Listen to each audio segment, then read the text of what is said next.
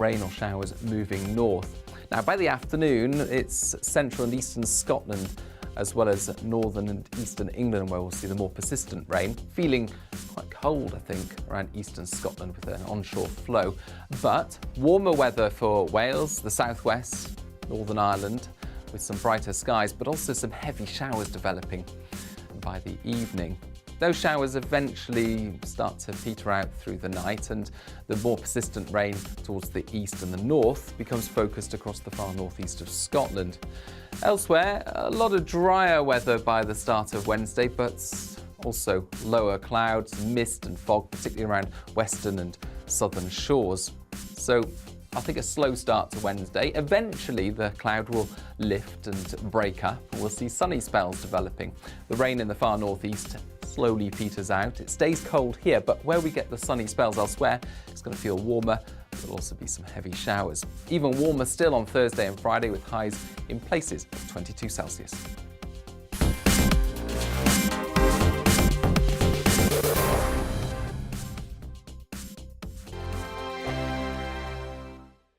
Europe is in the grip of the most devastating humanitarian crisis since World War II. The people of Ukraine are facing unimaginable suffering as their homes are destroyed and their loved ones are killed. Millions of people are being forced to flee for their lives, carrying only their children, their pets, and the clothes on their back. The pain, loss and destruction grows by the day. The people of Ukraine urgently need our help. Already a vast humanitarian operation is underway. Britain's Disasters Emergency Committee, or DEC, brings together 15 leading aid charities to respond to overseas disasters quickly and efficiently. These charities include the British Red Cross, CARE, Oxfam, Save the Children and World Vision. Their teams are working on the ground in Ukraine and neighbouring countries to bring vital aid to those who need it most. If you can spare it, your gift to the DEC's humanitarian appeal will go a really long way. £10 provides essential hygiene supplies for a person for a month. £50 provides blankets for 4 families. £100 provides emergency food for 2 families per month. It's easy to give. You can donate online at dec.org.uk or call the 24-hour donation line on 0370 60 60 900. If you prefer to send a cheque, please post it to the Ukraine Humanitarian Appeal, PO Box 999, London, EC 3A 3AA. To give £10 on your mobile, simply text the word crisis to 70150. Standard network charges apply for calls, and you must be 16 or over. Texts are charged at the standard network rate, and your £10 donation will be added to your bill. 100% of your donation goes directly to the DEC to save lives and deliver critical support where it's needed.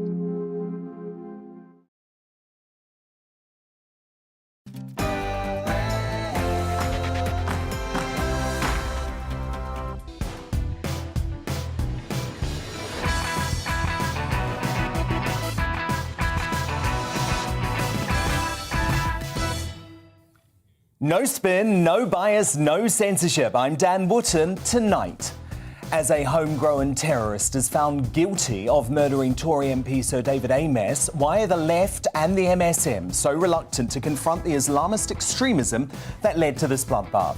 Spiked Online's Brendan O'Neill is here at 10:20 on why we must have this difficult conversation. As the police and those in power continue to shrug off the chaos caused by Just Stop Oil and Extinction Rebellion, are these eco-terrorists being taken seriously enough as a threat to the UK? Yeah, unfortunately, the climate crisis is much more of a danger. In just a few minutes, I'll argue why this madness cannot continue before meeting a young Just Stop Oil spokesperson who thinks I'm in the wrong. Plus, my superstar panel will join in. Tonight, the Daily Express columnist Carol Malone, senior reporter at the newspaper Benjamin Butterworth, and social commentator Esther Kraku. Why have many in the Tory party turned on the Chancellor, branding him Rishi No Tax and his wife Akshata Murky? That is her real name's Murphy, you get me. Darren Grimes asks if the former frontrunner to replace Boris Johnson is as deceitful as he's been made out, or just politically naive. He's at 9:30. At 9:45, we'll hear why Neil Oliver would be prepared to vote Marine Le Pen if he was in France just to stop the loathsome, narcissistic, proto-totalitarian misanthrope with mummy issues. They're not my words, by the way, Neil's, Emmanuel Macron. Neil's hot take on the French election that's got the world on tenterhooks coming up in The Outsider.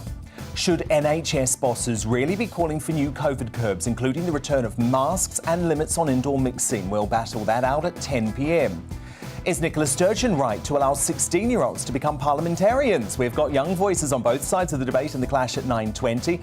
And remember, this infamous column. Well, believe it or not, it's 10 years, and the woman behind it, Samantha Brick, will be joining me to relive her experience of becoming one of cancel culture's first victims, with millions hurling abuse and friends dropping her for asking, "Why do women hate me?" for being so beautiful. She's uncancelled, finally, at 10:40. And is Nadine Dorries right to brand opponents of the Channel 4 sale a lefty lynch mob? We'll take a closer look at the battle between the culture sec and one of the channel's biggest stars in the media buzz at 10:30. Plus, we'll bring you a first look at tomorrow's newspapers throughout the show and crown the first greatest Briton and Union Jackass of the week at 10:50. This is Dan Wootton tonight. Let's go.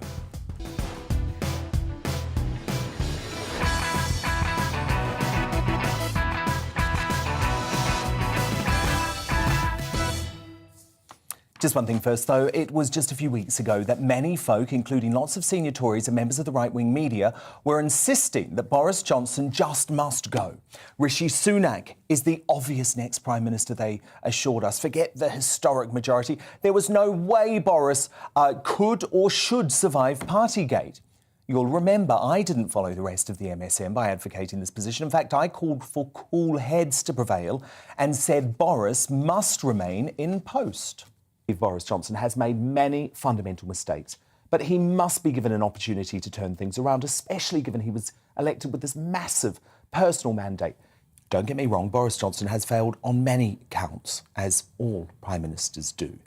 But he must be given this opportunity to lead the UK out of the pandemic and deliver his manifesto in peacetime. Can you trust Angela Rayner? Nope. Can you trust the Labour Party? Nope. Can you trust the BBC? Nope. So is Partygate the #1 story in the world, putting the future of the Prime Minister under threat? Nope, nope, nope. Well, thank goodness the hysterics wanting to overturn a massive Democratic landslide for Boris didn't get their way. Less than 3 months later, and Boris is providing moral leadership during the Ukraine crisis, bravely heading to Kiev at the weekend. Can you imagine Biden or Macron doing this? Hell no. Last week, Boris announced plans to sell off Channel 4, hinted at a return to fracking, and stuck up for the rights of biological women. Meanwhile, Rishi doesn't look quite the sure political hit that he did in January. The moral of the story: don't let the left-wing echo chamber media drive the narrative by whipping up every scandal into a resignation matter. My superstar panel will be here in just a moment. Tonight, the Daily Express columnist Carol Malone, senior reporter at the iNewspaper Benjamin Butterworth, and social commentator Esther Kraku. But first, the news with Polly Middlehurst.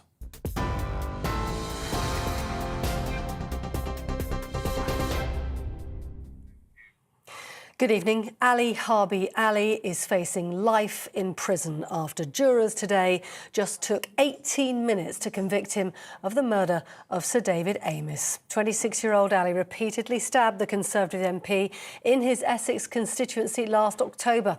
He was also found guilty of preparing acts of terrorism and is due to be sentenced on Wednesday. Detective Chief Superintendent Dominic Murphy says the murder was an attack on democracy. Sir David was helping the community of Essex at the time of his murder, and so I hope this trial helps to bring some closure for the family. The Austrian Chancellor says he does not have an optimistic impression of his meeting with Vladimir Putin. He told reporters the Russian offensive in eastern Ukraine is evidently being prepared on a massive scale. Karl Nehammer is the first EU leader to meet President Putin in Moscow since the invasion began. Ukraine's Deputy Prime Minister says more than 4,300 people were evacuated from besieged cities in the country today. Demining engineers have been detonating landmines found in residential areas of Kharkiv. The mayor says the city has been under constant shelling today, with multiple casualties, including the death of a child.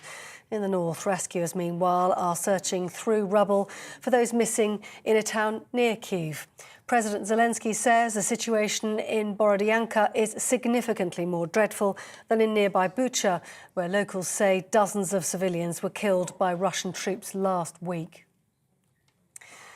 Here, the Conservative MP Imran Ahmed Khan has been expelled from the party with immediate effect after he was found guilty of sexually assaulting a 15-year-old boy. Southwark Crown Court heard how the MP for Wakefield in West Yorkshire forced the teenager to drink alcohol and watch pornography before the assault took place in 2008. His lawyers say he plans to appeal. A rise in the state pension has now taken effect, but for millions of people in the UK, it won't be enough to match the growing cost of living. Pensions and universal credit benefits have increased by 3.1%, but the Office for Budget Responsibility says inflation could hit 8.7% later this year. That's the worst for 40 years. Pensioners in South Wales told GBNews the financial boost won't cover their increasing living costs. At the moment, my gas and electric has gone up £95, and that's not going to help me at all. As you get older, you need a warm house, you need good nutritional food, and it's not going to cover the cost. Pensioners in South Wales. On TV, online and on your radio via DAB+, you're with GB News. Now back to Dan Wootton tonight.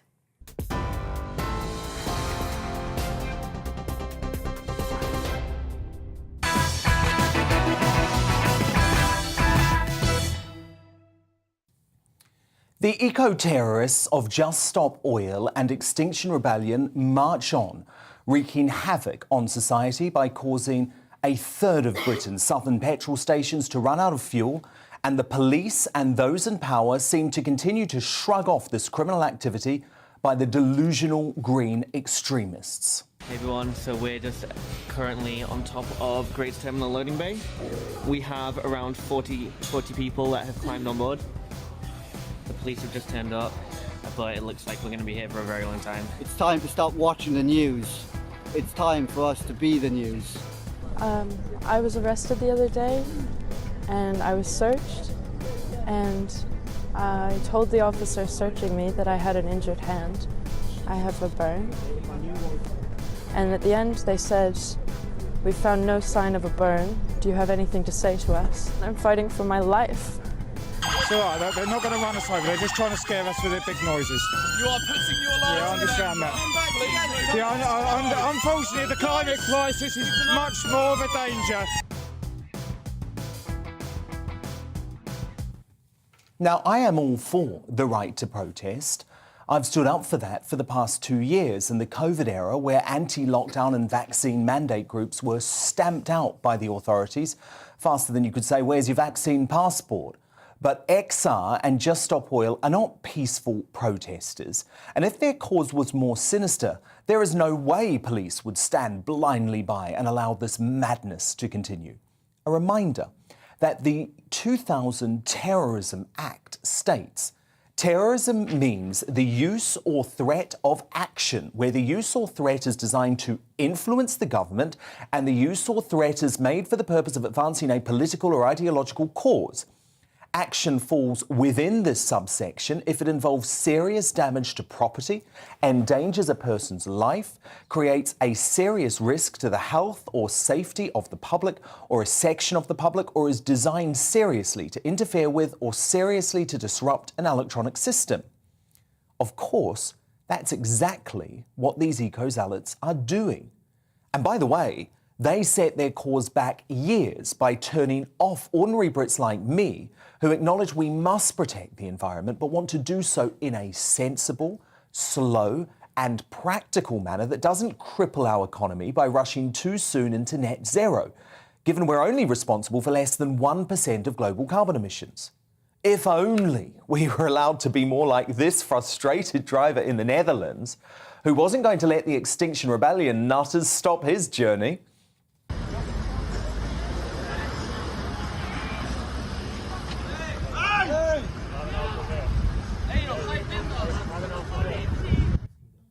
But in the UK, that driver would be arrested and end up being dragged through court, just like Sherilyn Spade, who did this. Push him! Push him! That's it! Push him up the road! He's gonna hit you. Push him up. Wait, I'm not joking. My son needs to get stored. I need to get Push him up the road! Move out the way now. She's gonna punch her up. Punch her up. My son is 11 and he needs to get to school. My son is 11. He needs to get to school and I need to get to work.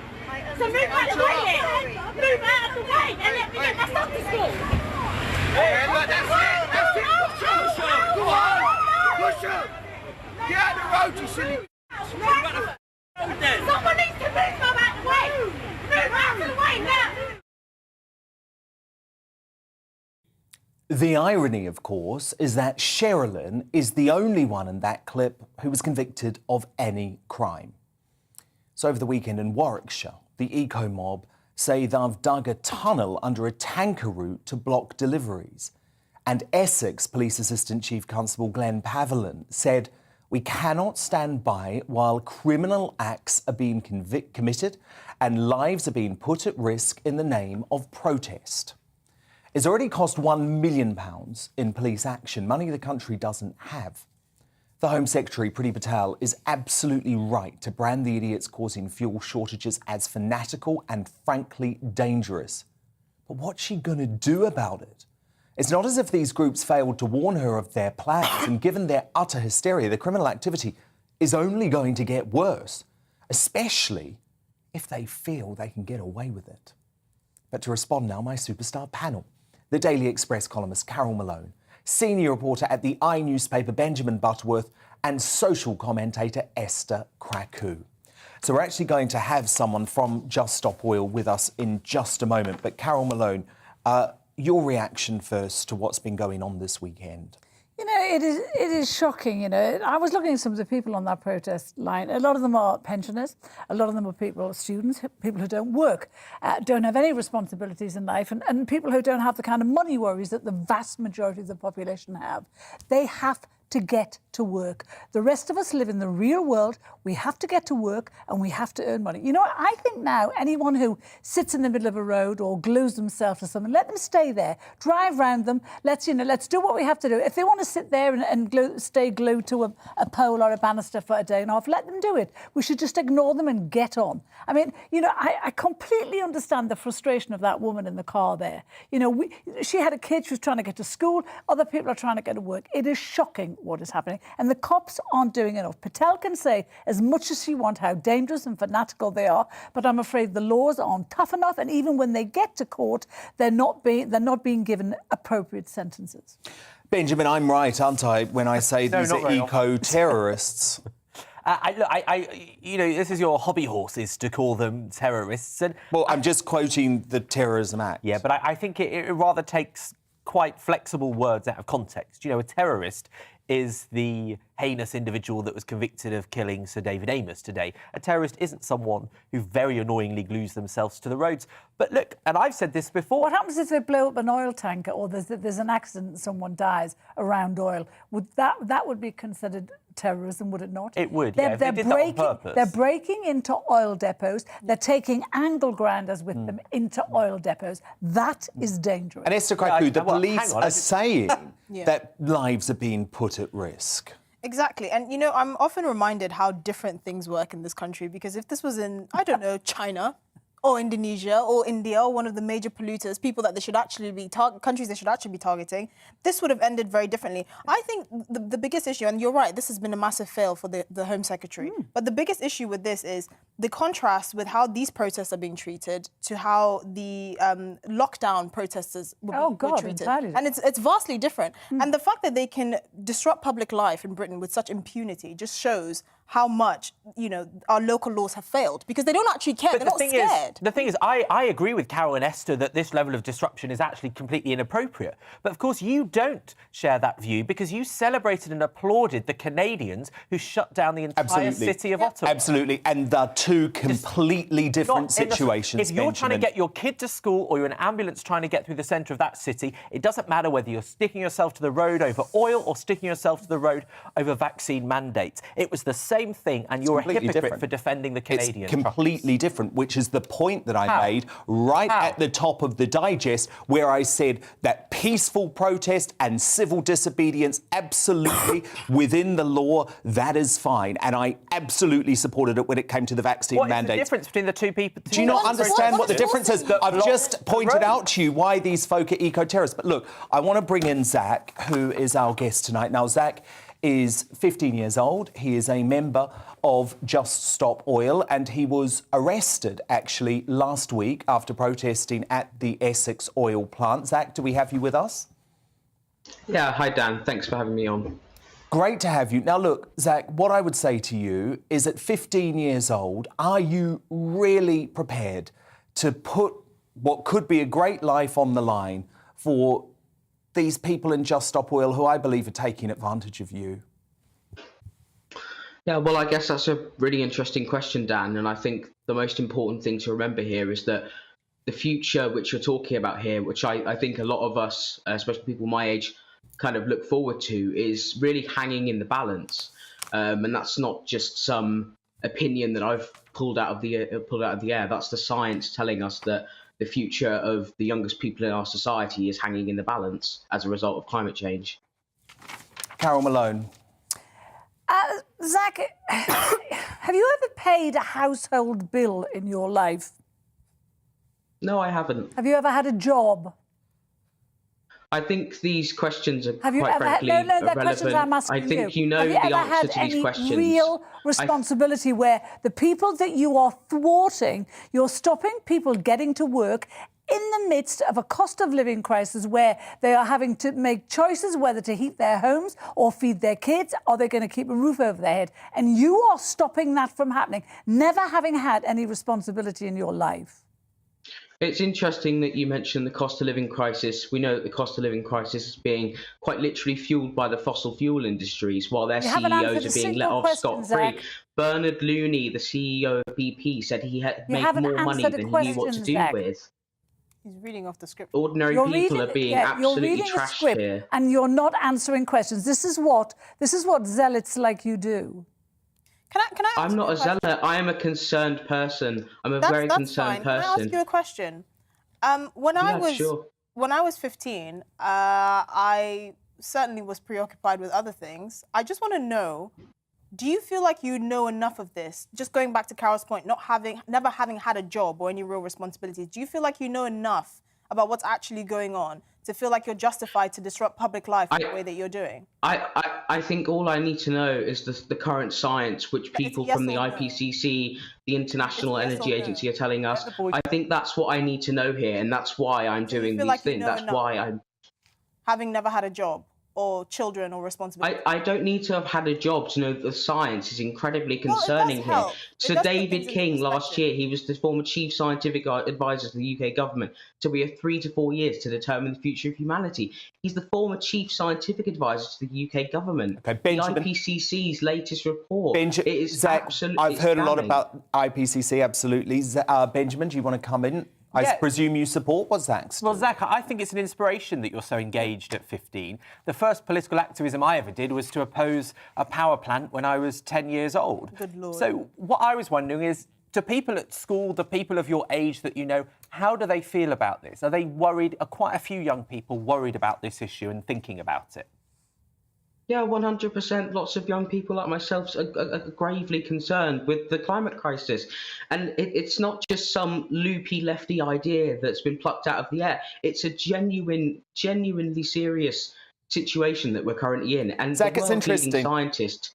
It's interesting, Zach, because when I was your age, I actually felt the same as you. I was in New Zealand and I had been told for years and years that the near destruction of New Zealand and Australia was imminent because of the hole in the ozone hole. And like you, I was terrified about it. And I soon realised that I had been unnecessarily terrified and that science was actually going to answer lots of the questions. I'm sure you know, Zach, given you're engaged in this topic, what's happened to the hole in the ozone, right? Yeah, well, countries came together and they resolved lots of issues with the ozone layer. Just like we're doing now. That's what Just Stop Oil is saying here. We're demanding that the UK government start to take action on a very serious issue by starting at the first step of no new oil and gas extraction in the North Sea. If we come together and we start working on these solutions, Zach, the problem is people would be left shivering in their homes based on Zach, what Just do you Stop Oil. know how Britain, do you know what percentage of global emissions Britain is responsible for? I know this whole thing that the Do you media know like to the peddle answer to about that Britain question, being... Zach? Yes, I do. And it's What is it? completely... I really don't think that What we're is in a it? place What is it? here... Hold on. What We is have the answer? 42 projects in the pipeline. What is for the North Sea answer projects. to that We have question? 42. 42 projects. That's hardly progress. Hold on. We can't brag about our own things in the UK. No, I asked you what percentage of global emissions this country is responsible for. Yes, we all know the answer. It's a very Well, what small is it? I don't know it. percentage. What is it? We all know this. What But is it's it? what I don't I find it very, very You disingenuous. really don't the know, media, do you? people like Pretend I yourself, don't know. You are don't peddling know the narratives answer. like The this. good news What is we face if the Zach, government do not act is absolutely detrimental to my future as a young person. Well, Zach, look, I appreciate you coming on. I appreciate you explaining your side of the story. Personally, I think Just Stop Oil are taking advantage of you. I think they should feel ashamed that they're sending out a Can I ask you a 15-year-old question, to Dan? fight their Can I ask you corner. a Go question? ahead. Go ahead. Yes. What do you think about what the scientists are telling us from the IPCC, from the International Energy Agency? What do you think?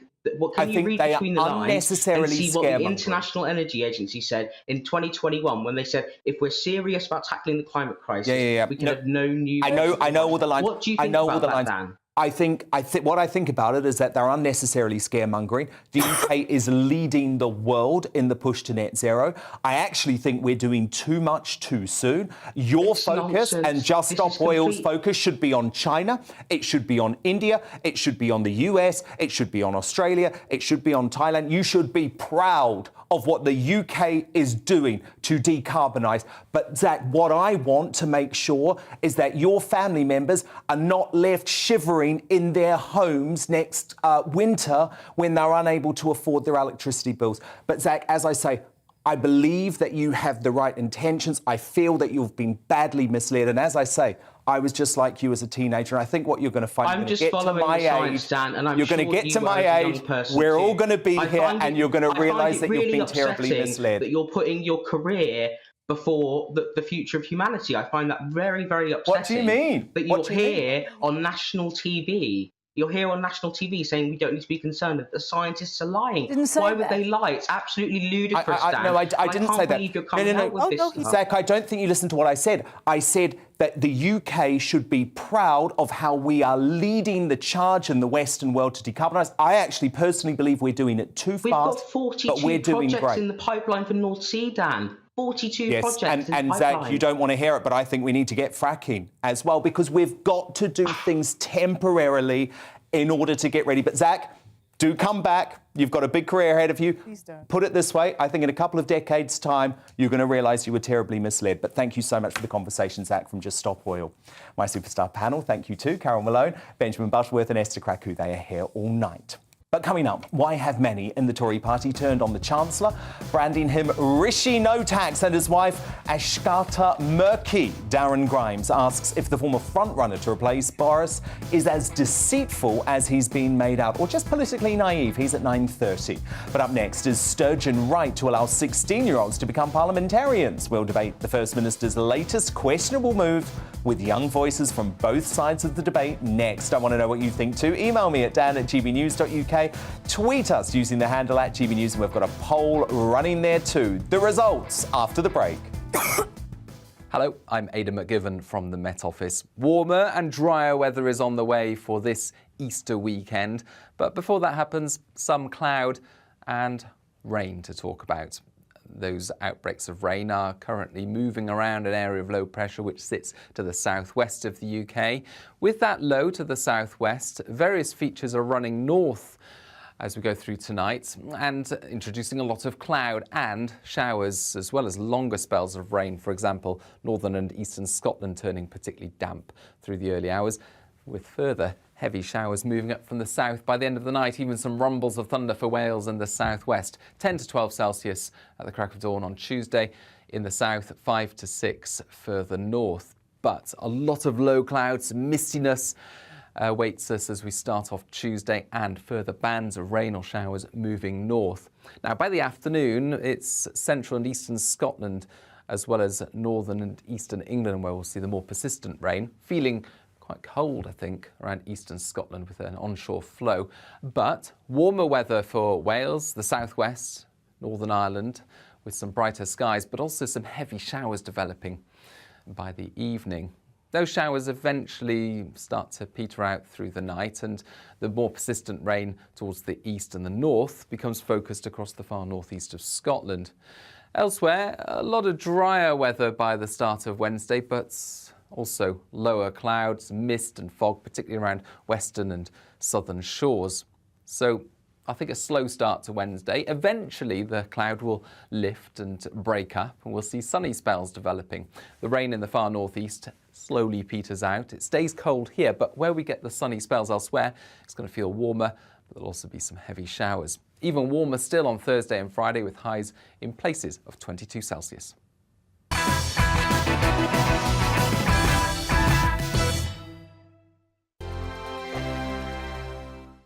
Europe is in the grip of the most devastating humanitarian crisis since World War II. The people of Ukraine are facing unimaginable suffering as their homes are destroyed and their loved ones are killed.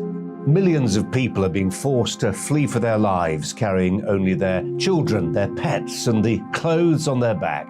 The pain, loss and destruction grows by the day. The people of Ukraine urgently need our help. Already a vast humanitarian operation is underway. Britain's Disasters Emergency Committee, or DEC, brings together 15 leading aid charities to respond to overseas disasters quickly and efficiently. These charities include the British Red Cross, CARE, Oxfam, Save the Children and World Vision. Their teams are working on the ground in Ukraine and neighbouring countries to bring vital aid to those who need it most. If you can spare it, your gift to the DEC's humanitarian appeal will go a really long way. £10 provides essential hygiene supplies for a person for a month. £50 provides blankets for 4 families. £100 provides emergency food for 2 families per month. It's easy to give. You can donate online at dec.org.uk or call the 24-hour donation line on 0370 60 60 900. If you prefer to send a cheque, please post it to the Ukraine Humanitarian Appeal, PO Box 999, London, EC 3A 3AA. To give £10 on your mobile, simply text the word crisis to 70150. Standard network charges apply for calls, and you must be 16 or over. Texts are charged at the standard network rate, and your £10 donation will be added to your bill. 100% of your donation goes directly to the DEC to save lives and deliver critical support where it's needed.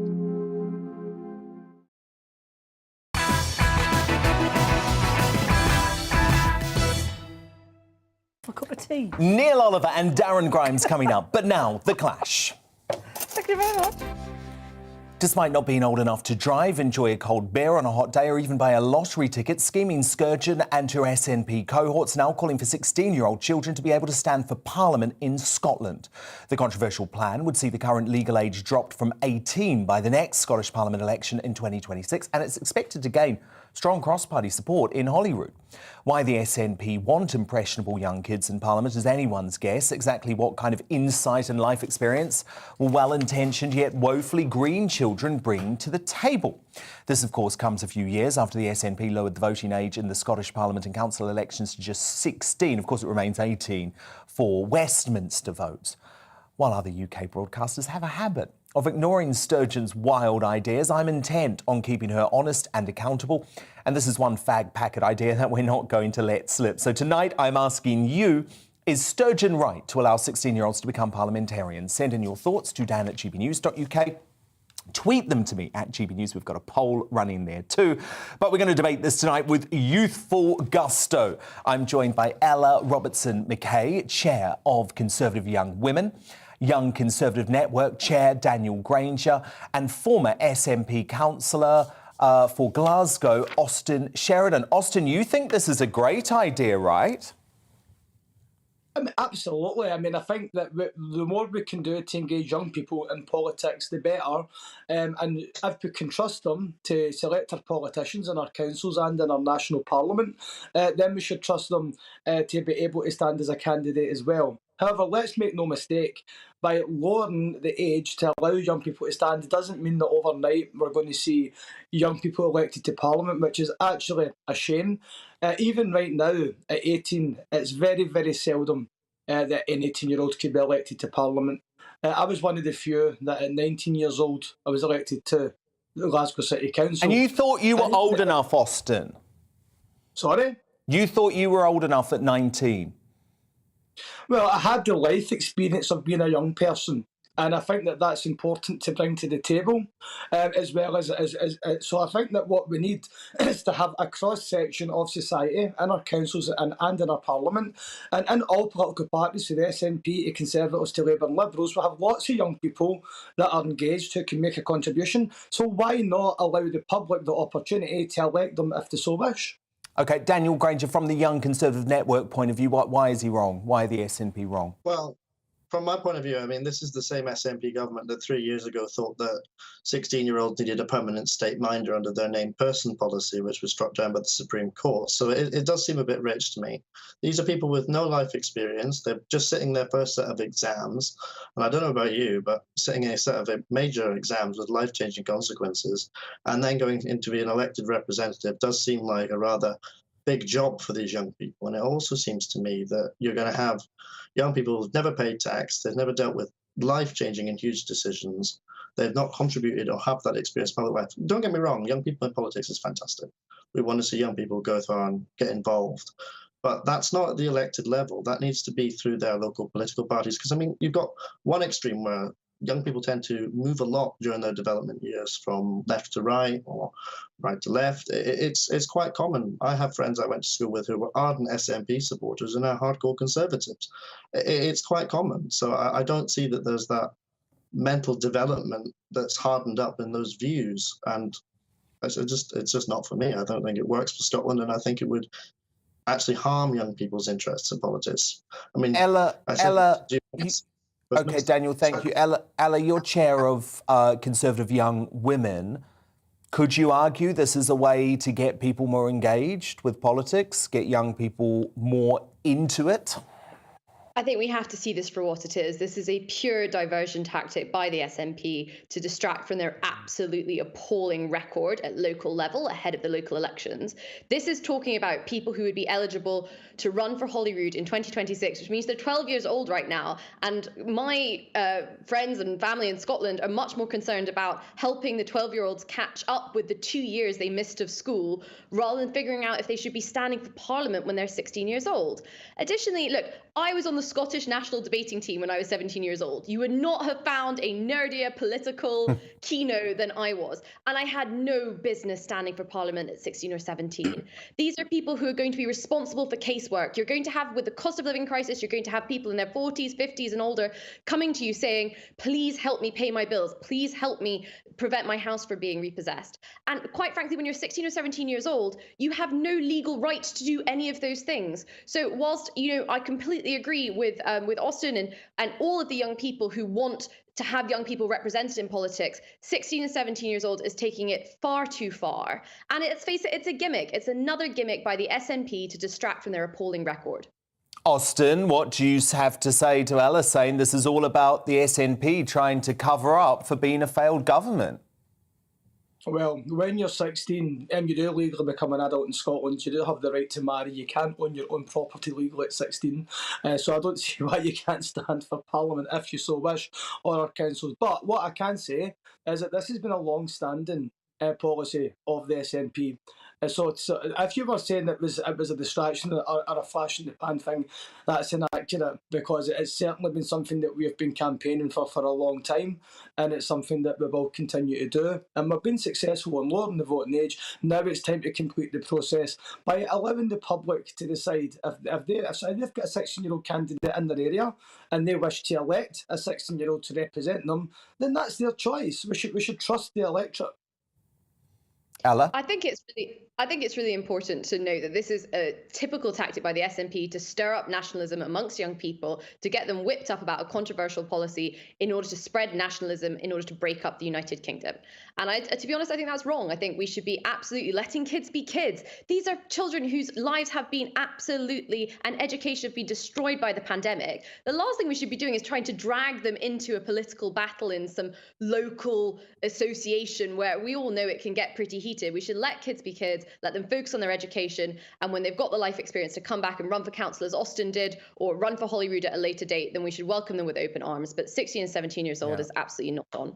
Daniel, that's the key point, isn't it? This is all about achieving Scottish independence at any cost. That's really what this is about. And Sturgeon knows that amongst the adult population, that proposal is fast losing popularity, so get them in young. Yeah, I totally agree. I think it's about creating a sort of political class in Scotland that seems to be sort of skewed. You're going to get very ideological young people who can be easily persuaded. I mean, I just think personally it's a proposal that would result in a push for Scottish independence. It actually lowers the level of scrutiny in Holyrood, because you're not going to have people who have the experience to deal with the issues, and you're going to get the SNP riding roughshod over the Scottish people as usual. Thank you all for joining us tonight. Conservative Network Chair Daniel Granger, the Chair of Conservative Young Women, Ella Robertson-Mackay, and of course the former SNP Glasgow City Councillor Austin Sheridan. All talented young people. We'll be hearing a lot about you over the years to come, I have no doubt. So who do you agree with? Is Sturgeon right to allow 16-year-olds to become parliamentarians? Tony on Twitter says, you'd have to hope the Scots would be sensible enough not to vote for a child, although a lot vote for the SNP, so there's no telling what they might do.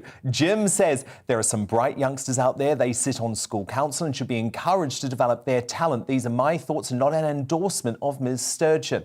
And from Faye, yet another ridiculous gimmick. How can you have lawmakers that are not even old enough for all the laws Sturgeon's government makes? And your verdict is now in. Well, this one is overwhelming. Just 4%. 4% if you agree that it's right. Sturgeon allows 16-year-olds to become parliamentarians. 96% of you say, hey, just hang on. Wait a few years. Come on. And it's no life for a 16-year-old as an MP. You've got years to live that hell. Coming up, Neil Oliver will be here with some choice words for Emmanuel Macron as Marine Le Pen stands a hair's breadth away from the French presidency. His take on the European election that's left the world on tenterhooks coming up in The Outsider soon. But first, has Rishi Sunak's political naivety been exposed by his taxes row? Darren Grimes thinks so. He'll analyse the Tories' about turn on the Chancellor next.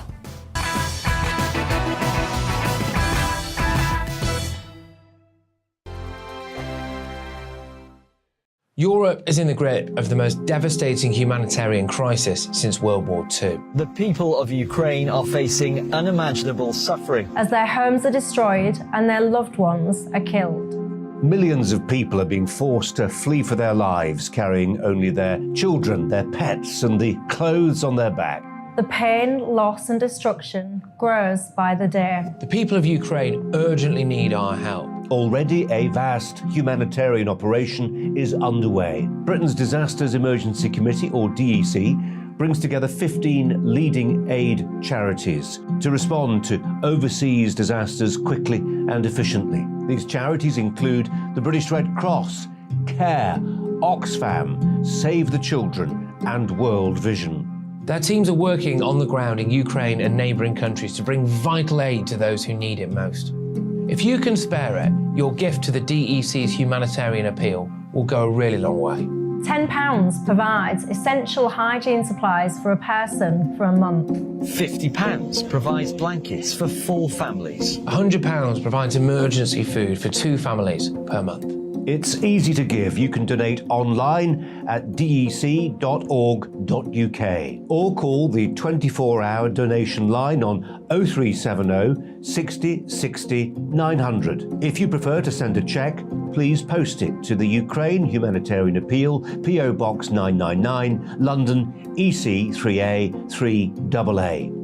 To give £10 on your mobile, simply text the word crisis to 70150. Standard network charges apply for calls and you must be 16 or over. Texts are charged at the standard network rate and your £10 donation will be added to your bill. 100% of your donation goes directly to the DEC to save lives and deliver critical support where it's needed.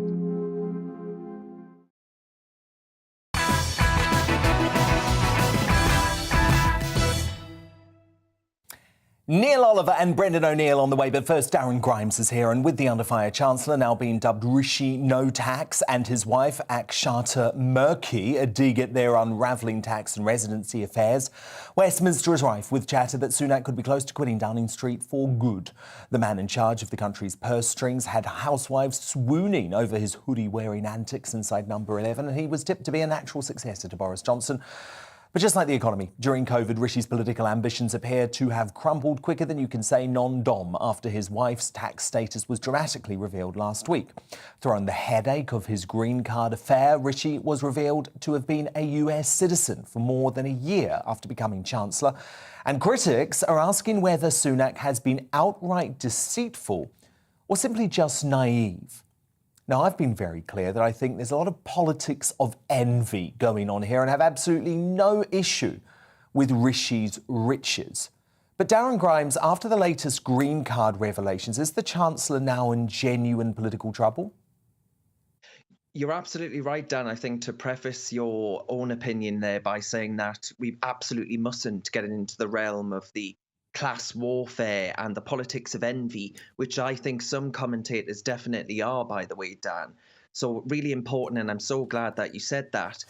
But it's really interesting. The media have just totally done a 180 on Rishi Sunak, going from Dishi Rishi to something smells somewhat fishy, right? It's been incredible. And with Rishi now saying he's doing what the Prime Minister did during the Wallpapergate scandal. Remember that, Dan? It feels like about 10 years ago now, but it really wasn't. Where he actually has now referred himself to Lord Geidt, who is the Prime Minister's independent advisor on ministerial interests. And he's going to actually look in to Rishi Sunak's finances and see whether or not everything was declared and everything's hunky-dory and all of the rest of it. But Dan, this has actually had the effect of ensuring that the Conservative grassroots, and you see this in the Conservative news websites polls, where Rishi Sunak has gone from hero to zero, right? As you said there, the Eat Out to Help Out campaign, he was regularly polling as one of the most popular cabinet ministers around that table. I dare say Boris Johnson was getting quite worried. He was green with envy at the idea that this man was dishing out these, well, not just food, but dishing out free lockdown money and becoming immensely popular in doing so. But Boris needn't have worried, because now I think Rishi Sunak's political career is on a very thin ice. He's dashed up here to Darlington. I'm in Durham, but he's dashed up to Darlington in an attempt to show that he was able to get on with the job of running the nation's finances. I mean, Darren, I do wonder if sometimes there's going to be a bit of schadenfreude when it comes to Sunak from the folk at Number 10 Downing Street, because, of course, Rishi was not supportive of Boris, particularly during the Partygate scandal. He didn't want to speak publicly. He was certainly tepid in his endorsement of whether the PM should remain in the job. And this is where I think people get Boris Johnson very wrong, actually, because Boris has been the complete opposite with Rishi. He has given him fulsome and wholesome public support. And I just wonder if Rishi now regrets the way that he chose to deal with that Partygate scandal. Well, I mean, he was very much on the up then, wasn't he, Dan? It was very much in his interest for Boris Johnson to fall because, of course, the natural successor would have been Rishi Sunak. It basically would have been a coronation, I think, Dan. But that now Labour are actually managing to chip away at the Tory brand on this, around this idea that a man who has increased taxes, let's not forget, taxes that haven't been this high since a socialist was in power. And with that national insurance increase, people are saying, well, hang on a minute. It's assumed that Sunak's wife could have benefited from this non-dom status. So Labour are able to really use this. Yeah, and I understand all of that. I understand how bad this looks politically at a time when Rishi is raising taxes, which is, of course, something that I have been personally opposed to. But, Darren, the key question, and I'll give you my opinion first, I don't believe that this was a deceitful decision or a sinister decision. I think you can argue it was a politically naive decision. Oh, yeah, 100%. I am absolutely with you on that because and I'm reminded actually of when Boris Johnson, you'll remember this clip where Boris Johnson was handed a coffee cup by an aide, right? And it was a non-reusable coffee cup. And of course, in this day and age, the net zero hype and all the rest of it, you've just had a really good debate there on this very issue. We're all mad with it, environmentalism.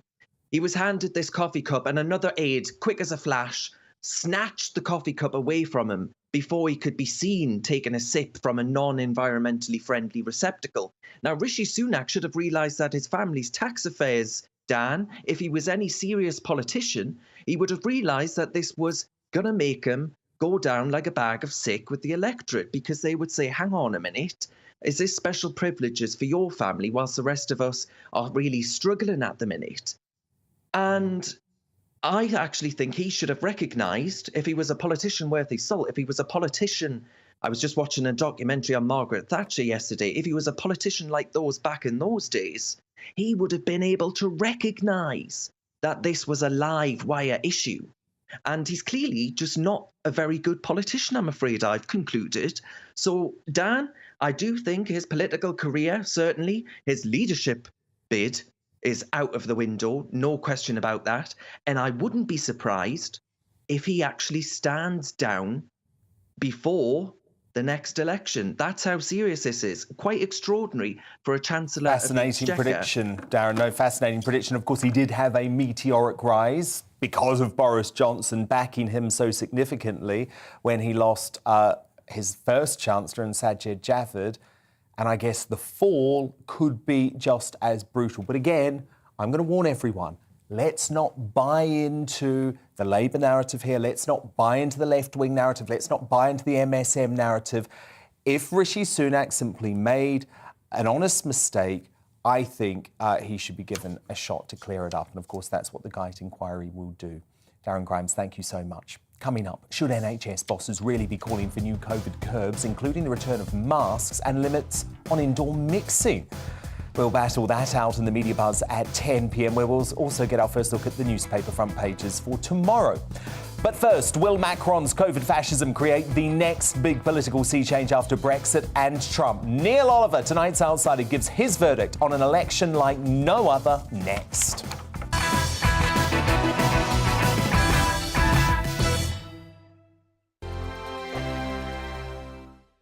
Europe is in the grip of the most devastating humanitarian crisis since World War II. The people of Ukraine are facing unimaginable suffering as their homes are destroyed and their loved ones are killed. Millions of people are being forced to flee for their lives, carrying only their children, their pets, and the clothes on their back. The pain, loss and destruction grows by the day. The people of Ukraine urgently need our help. Already a vast humanitarian operation is underway. Britain's Disasters Emergency Committee, or DEC, brings together 15 leading aid charities to respond to overseas disasters quickly and efficiently. These charities include the British Red Cross, CARE, Oxfam, Save the Children, and World Vision. Their teams are working on the ground in Ukraine and neighbouring countries to bring vital aid to those who need it most. If you can spare it, your gift to the DEC's humanitarian appeal will go a really long way. £10 provides essential hygiene supplies for a person for a month. £50 provides blankets for 4 families. £100 provides emergency food for 2 families per month. It's easy to give. You can donate online at dec.org.uk or call the 24-hour donation line on 0370 60 60 900. If you prefer to send a cheque, please post it to the Ukraine Humanitarian Appeal, PO Box 999, London, EC 3A 3AA. To give £10 on your mobile, simply text the word crisis to 70150. Standard network charges apply for calls and you must be 16 or over. Texts are charged at the standard network rate and your £10 donation will be added to your bill. 100% of your donation goes directly to the DEC to save lives and deliver critical support where it's needed.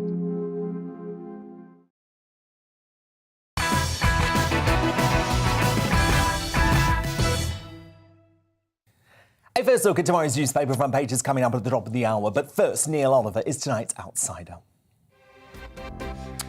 Emmanuel Macron and Marine Le Pen are in a close race after the first round of France's presidential election. The president secured 28% of the vote, while the challenger took 23%, meaning they'll go head-to-head in the final round in less than a fortnight's time.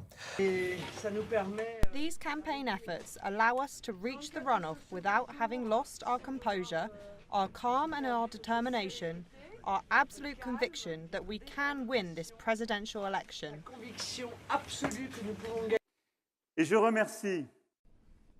I solemnly call on my fellow citizens, whatever their leaning and whatever the choice they made in the first round, to join us.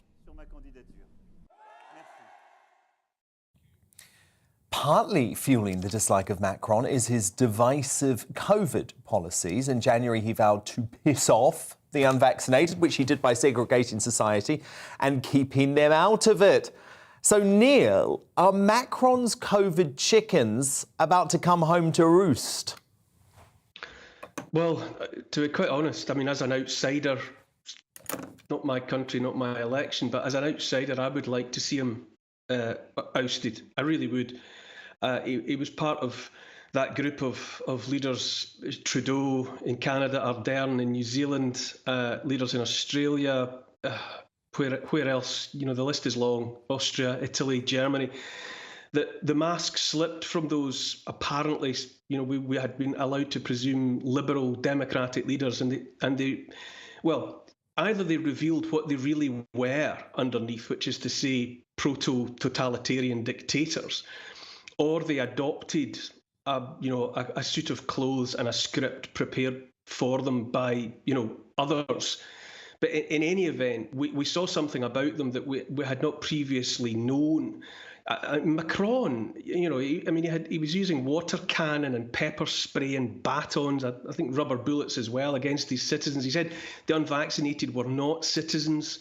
You know, as you say, he said he wanted to piss them off. He wanted to make their lives unlivable and unbearable. What amazes me about Macron, and he's not alone in this, is how short they seem to think our or their citizens' memories are.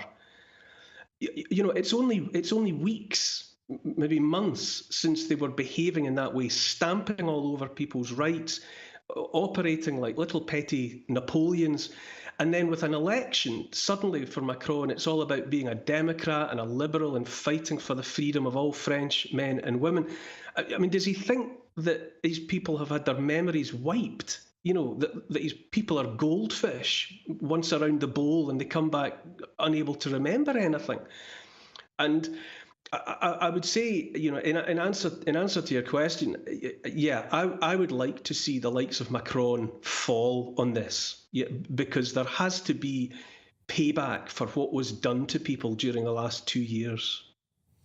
So you would vote for Marine Le Pen if you were in France? Well, yes, I would. I would vote for anyone but, you know what? Yeah.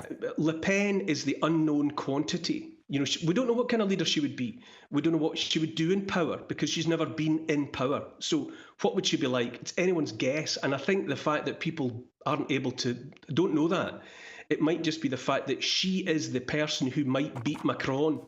And so if you wanted to be rid of Macron, you vote for Le Pen because she's the only person with a realistic chance of replacing him. Well, of course. And I can only imagine how tempting that must be for people that have had it right up to here with Emmanuel Macron. Well, of course. And Neil, it was very interesting to me over the weekend tuning in to some of the BBC coverage of the election results, because their presenters felt like they could brand Marine Le Pen a far-right extremist. They didn't take into account any of Macron's policies, which have been far more extreme, I would argue, than virtually anything in Marine Le Pen's current manifesto. Well, yes, that's just the useful, ready smear that is there to be applied to anyone who in any way dissents or steps away from the official or the government or the mainstream narrative. Anyone doing that is automatically tarred with the far right or the extremist brush. It's automatic. I mean, in years gone by, she might have been described as a nationalist, or she might, and her defence of borders and her patriotism, if you like, might have been remarked upon. But because she's not of the accepted government script, then she automatically just gets labelled as far right, as an extremist. And that's happening to everyone. Anyone and everyone that steps out of line by a millimetre.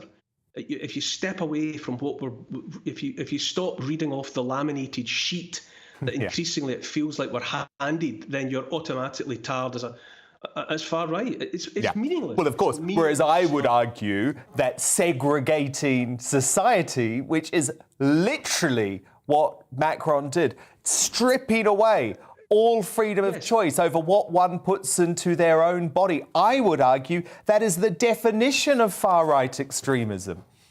Well, I've become so disorientated about left and right in politics. Well, indeed. It's meaningless now, Neil. It's meaningless. You're completely right. Extremism. Yeah. Extremism. And absolutely what the likes of Macron and Justin Trudeau and Jacinda Ardern indulged themselves in during the last 2 years was surely extremism by any meaningful definition or understanding of the term. And that they now, as I say, it's as though we've all had our memories wiped and we're supposed to forget the rabid extremism that these characters exhibited. When it came to trampling all over people's rights, Trudeau helping himself to the truckers' money, shutting down the crowdfunder pages, Ardern, Australians who can't leave their own country if they're unvaccinated. Those kind of extremist measures were all across the piece. But there we go. Macron's amongst the first to have, suddenly it's an election, and he's got to try and put on the suit of clothes that he was wearing 2 or 3 years ago and pretend that he's all about Vive la France and liberté and égalité, fraternity. And I cannot believe that anybody is wearing it for a minute. No, well, I just want to share with everyone once more your beautiful description of Macron, the loathsome, narcissistic, proto-totalitarian misanthrope with mummy issues. Let's just hope the French agree, Neil. Beautiful stuff. We'll speak again next week. Thank you. Thanks, Dan.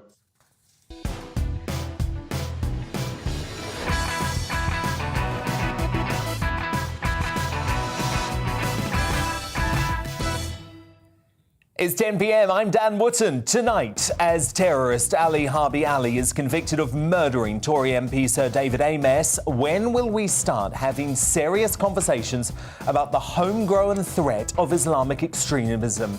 Brendan O'Neill tackles the dangerous Islamist denialism blinding the mainstream media at 10:20. As COVID cases predictably rise, are NHS bosses right to call for fresh restrictions to our freedom? Hell no. Plus, has ex-footballer and Labour rising star Gary Neville scored his first political own goal? Do we believe that on those sites in front of Western project managers that workers are dying? Oh yeah, that's the people's champion talking about Qatar. And as Nadine Dorries right to brand opponents of the channel for sale a lefty lynch mob. We'll tackle all those topics and give you a first look at tomorrow's newspaper front pages in the media buzz. Plus, do you remember this infamous column? Well, believe it or not, it's 10 years old, and the woman behind it, Samantha Brick, will be joining me to relive her experiences of becoming one of cancel culture's first victims, with millions hurling abuse and friends dropping her simply because she asked the question, why do women hate me for being beautiful?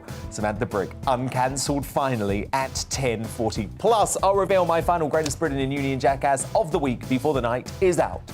But before all of that, the news headlines at 10 with Polly Middlehurst.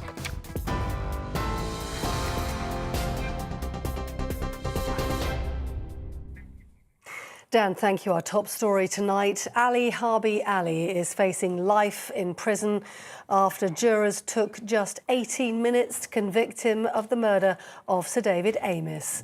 26-year-old Ali refused to stand on religious grounds as the jury read out their verdict in court. He had repeatedly stabbed the Conservative MP in his Essex constituency last October.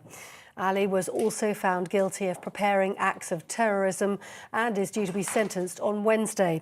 Detective Chief Superintendent Dominic Murphy says the murder was an attack on democracy. Sir David was helping the community of Essex at the time of his murder, and so I hope this trial helps to bring some closure for the family. The Austrian Chancellor says he doesn't have an optimistic impression of his meeting with Vladimir Putin in Moscow. He told reporters the Russian offensive in eastern Ukraine is evidently being prepared on a massive scale. Karl Nehammer is the first EU leader to meet President Putin since the invasion began. Meanwhile, Ukraine says tens of thousands of people are likely to have been killed in the Russian attacks on the city of Mariupol. Ukraine's Deputy Prime Minister says more than 4,000 people were evacuated from cities today. Demining engineers have been detonating landmines found in residential areas of Kharkiv, and in the north, rescuers are searching through rubble for those missing in a town near Kyiv.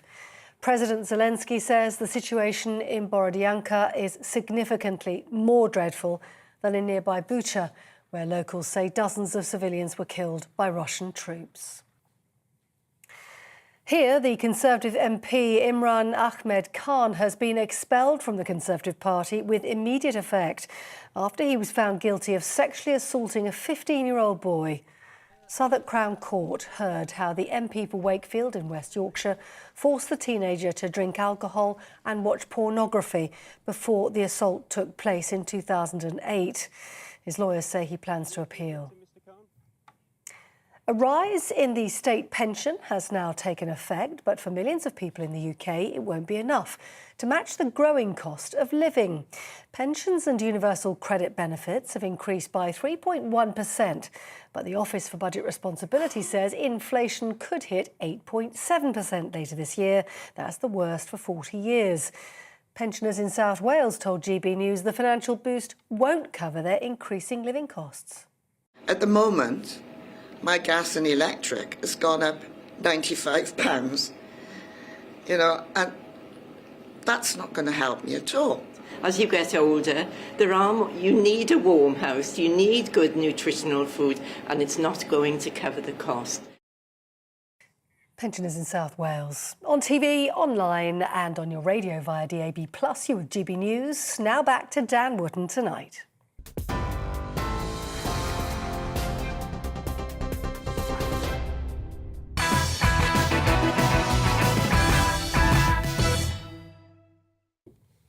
Tomorrow's news tonight now in our media buzz. And let's kick off with a very first look at the front pages. They are hot off the press and in my hot little hands. Let's kick off with the Metro. That reveals the historic bravery of Ukrainian troops in war-torn Mariupol, who say they are on their last stand against the Russians. After running out of ammo and key supplies, soldiers have told how they are prepared to die in a final death or capture battle against Putin's forces. The Eye sticks with the conflict in a chilling revelation that Vladimir Putin plans to resettle fleeing Ukrainians in the Far East. An exclusive report claims refugees are being sent up to 5,500 miles from their homes after being forced to take buses out of the country. Well, my superstar panel return now. The Daily Express columnist Carol Malone is here, so too senior reporter at the I newspaper Benjamin Butterworth and the social commentator Esther Kraku. Now, just when we thought common sense had prevailed and the country was learning to live with COVID, along comes the health establishment again with more scare tactics. Health bosses and the NHS Confederation urging the introduction of brand new COVID measures ahead of what they're branding a brutal Easter as bad as any winter. Among their demands, the return of face masks, limits on meeting other people indoors, and new public messaging urging folk to stay away from A&E, as if Brits hadn't already had their minds melted by COVID campaigns of terror.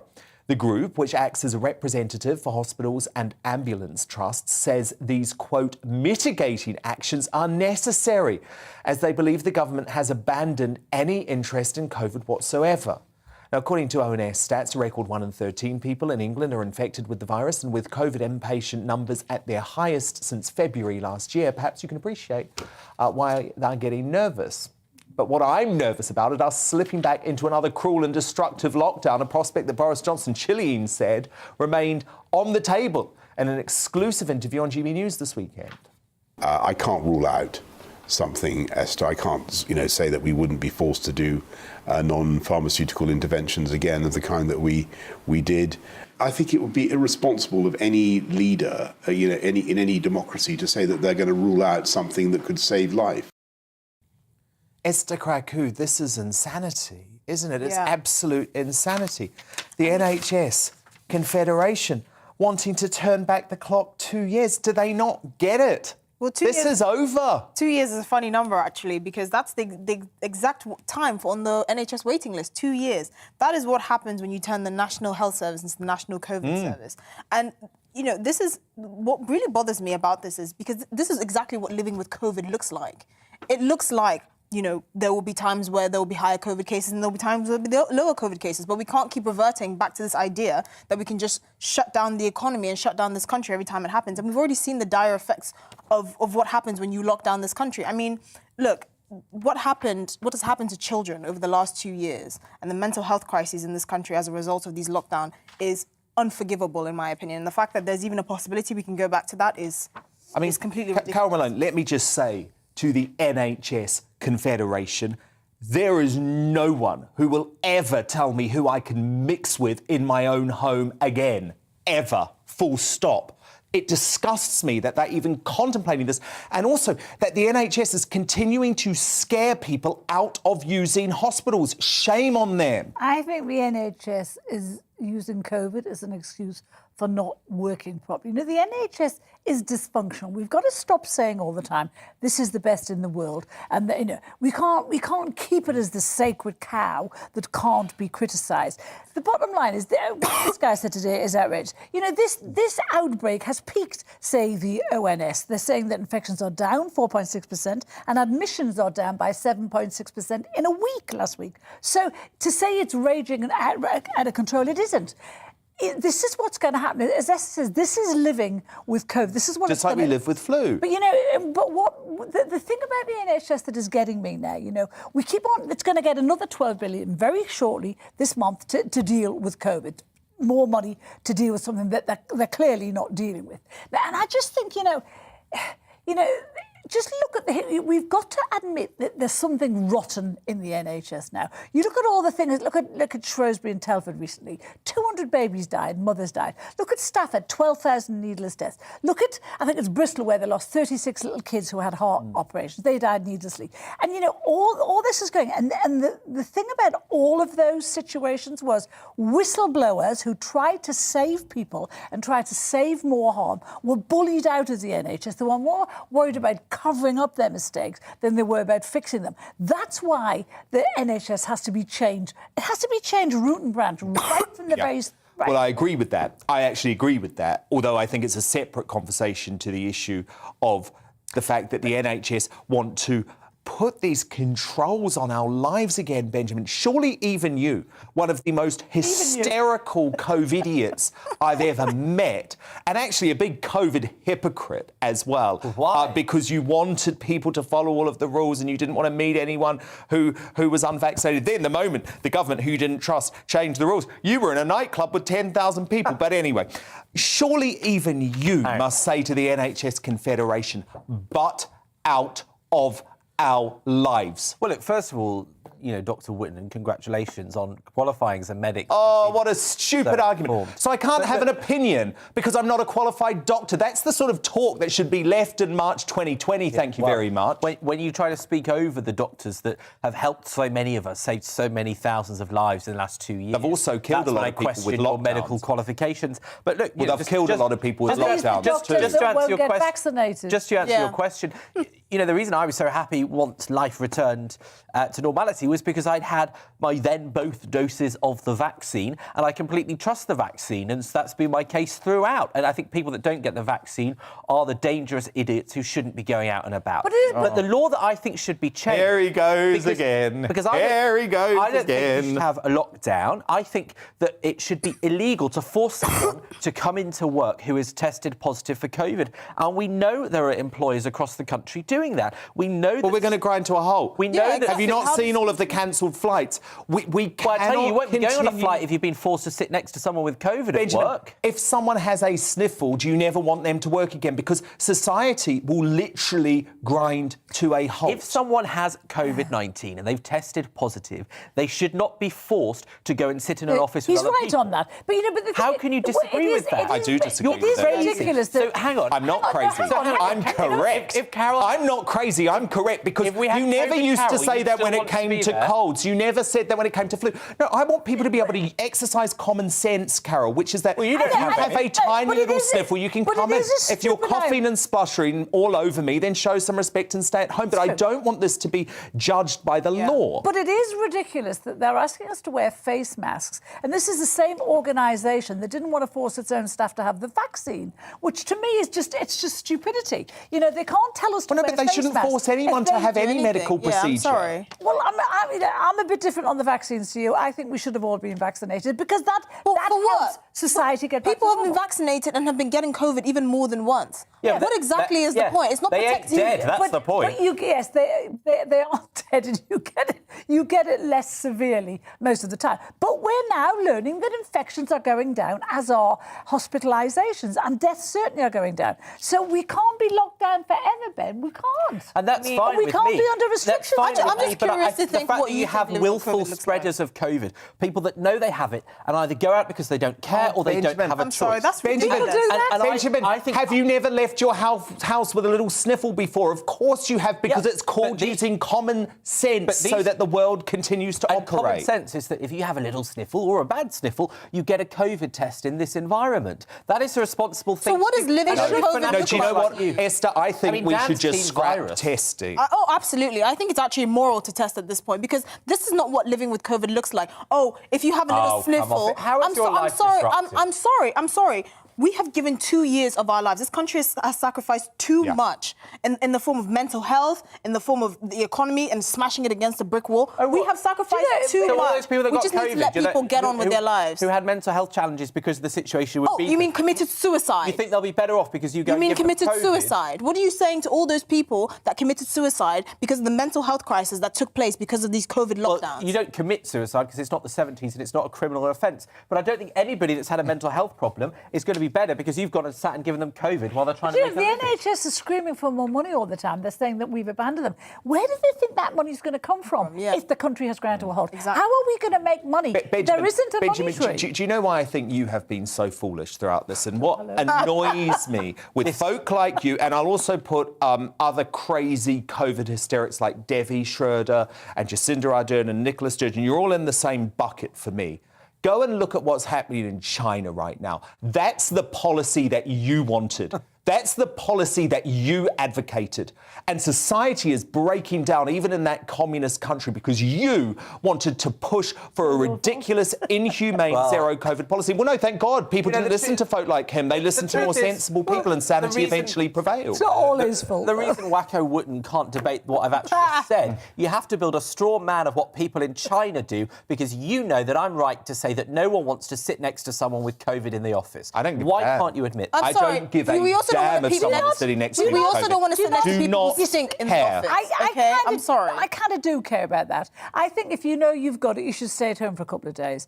But as Will you reimburse them? Will you reimburse them? Because they have to work for a living. They're not going to lose work. They're not going to lose money over that. Yeah, but the people sat next if I to had them a will. flu, I would stay at home too. I would compensate. But it's got to be about common sense. yeah, a lot of that's an people who have individual COVID have no discernible symptoms That's true, whatsoever. yeah. And you would never have known before, Carol. And that's that is got true. to be common sense. I know, and I mean, when I got it, I had no clue that I had it. I had a tiny little sniffle. Yeah. That's all. And by the way, science actually shows that if you've got no symptoms, the chances of you passing it on are minuscule anyway. Yeah. Now, here's something more astonishing than any spell capable of being conjured up at Hogwarts. An actor who's made millions thanks to J.K. Rowling not stabbing her in the back. So this is Casino Royale.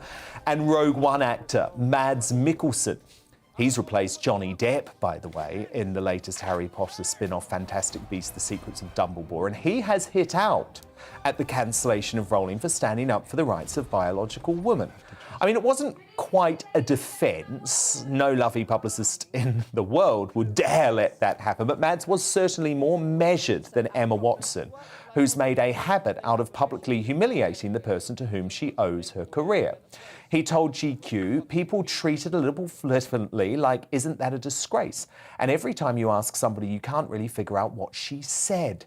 We have to be very careful that we know what we're talking about. I have a habit of not commenting on things that I don't know anything about, and I actually think that would suit the entire world.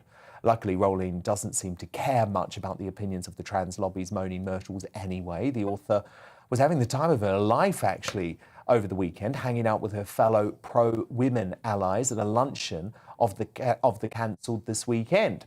She was pictured hanging out with, among others, Professor Kathleen Stock, who resigned from her University of Sussex job after being accused of transphobia, Helen Joyce, who penned the book Trans, When Ideology Meets Reality, and will be on my show later this week, actually, and the co-founder of the Respect My Sex, If You Want My Ex campaign, Maya Forstater. Rowling defiantly tweeted afterwards, "There was a lunch, and I'm not saying I've only just sobered up enough to type this tweet, but at the same time, I'm not saying that." Well, cheers to you, JK. Good on you.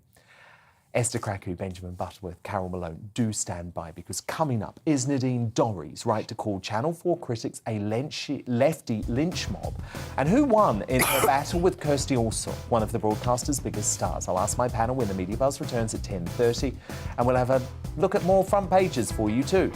But next, on the day when the killer of Sir David Amess is brought to justice, I ask, why doesn't society want to talk about Islamic extremist attacks? Brendan O'Neill joins me to discuss straight after the break.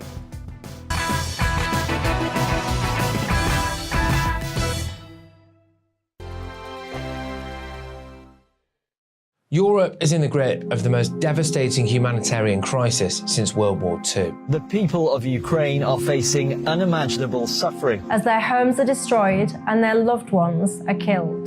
Millions of people are being forced to flee for their lives, carrying only their children, their pets, and the clothes on their back.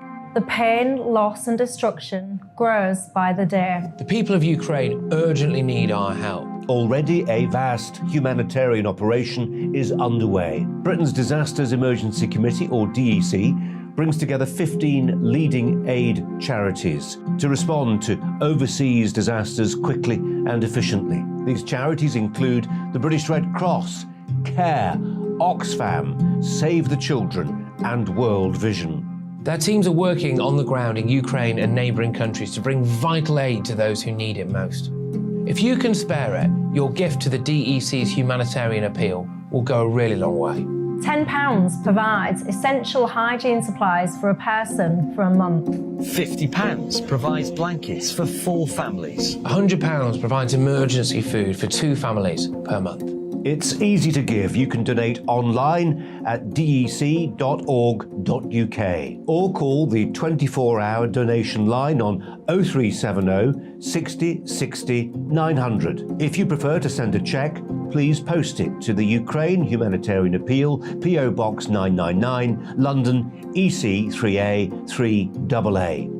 To give £10 on your mobile, simply text the word crisis to 70150. Standard network charges apply for calls and you must be 16 or over. Texts are charged at the standard network rate and your £10 donation will be added to your bill. 100% of your donation goes directly to the DEC to save lives and deliver critical support where it's needed.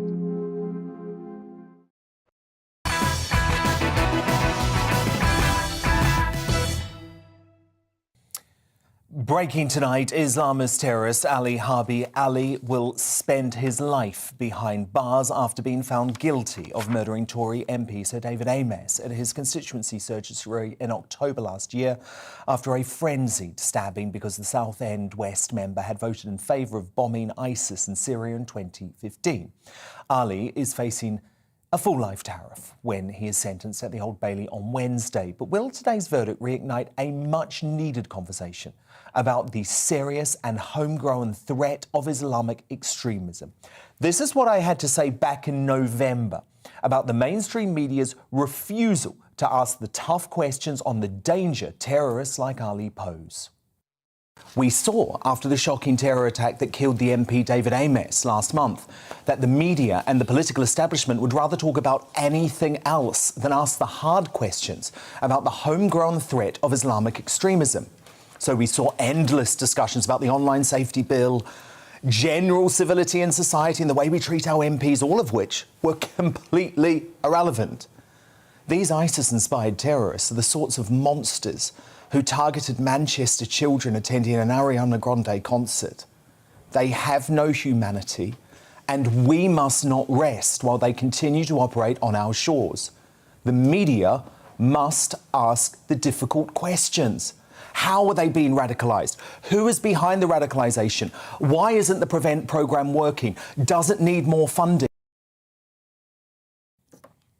Spiked chief political writer Brendan O'Neill also wants Ali's act of politically motivated terror to spark a dialogue. Brendan wrote, "This was a political assassination carried out by a religious extremist. Will this act of terror stir up much discussion? Will the fact that you can be murdered in 21st century Britain for supporting Israel and opposing Islamic extremism become a talking point? I have my doubts. Ali Harbi Ali will rot in jail, but our Islamist denialism looks set to stagger on." And Brendan, the rest of the media don't want to talk about it, do they? But I think it's time we got real about the serious threat posed to us by Islamist terrorists. Absolutely, I agree. And I really agree with the comments you made in that clip that you just showed from a few months ago. When you think back to the discussion in October last year, it's completely surreal to think about what politicians were focusing on at that moment. They were talking about mean tweets, the culture of being anonymous online, horrible comments that are made to politicians and other public figures, as if what happened to David Amess was just some form of trolling, as if he was just being, someone was being horrible to him. In fact, what we now know for sure is that this was a political assassination motivated by Islamist extremism, motivated by religious extremism. And we need to get to grips with that. And what Ali said in his justification for his heinous crime, he said that there were two reasons why he thought Amess was a good target. The first is because he voted to bomb ISIS in Syria, and the second is because he was a member of the Conservative Friends of Israel group.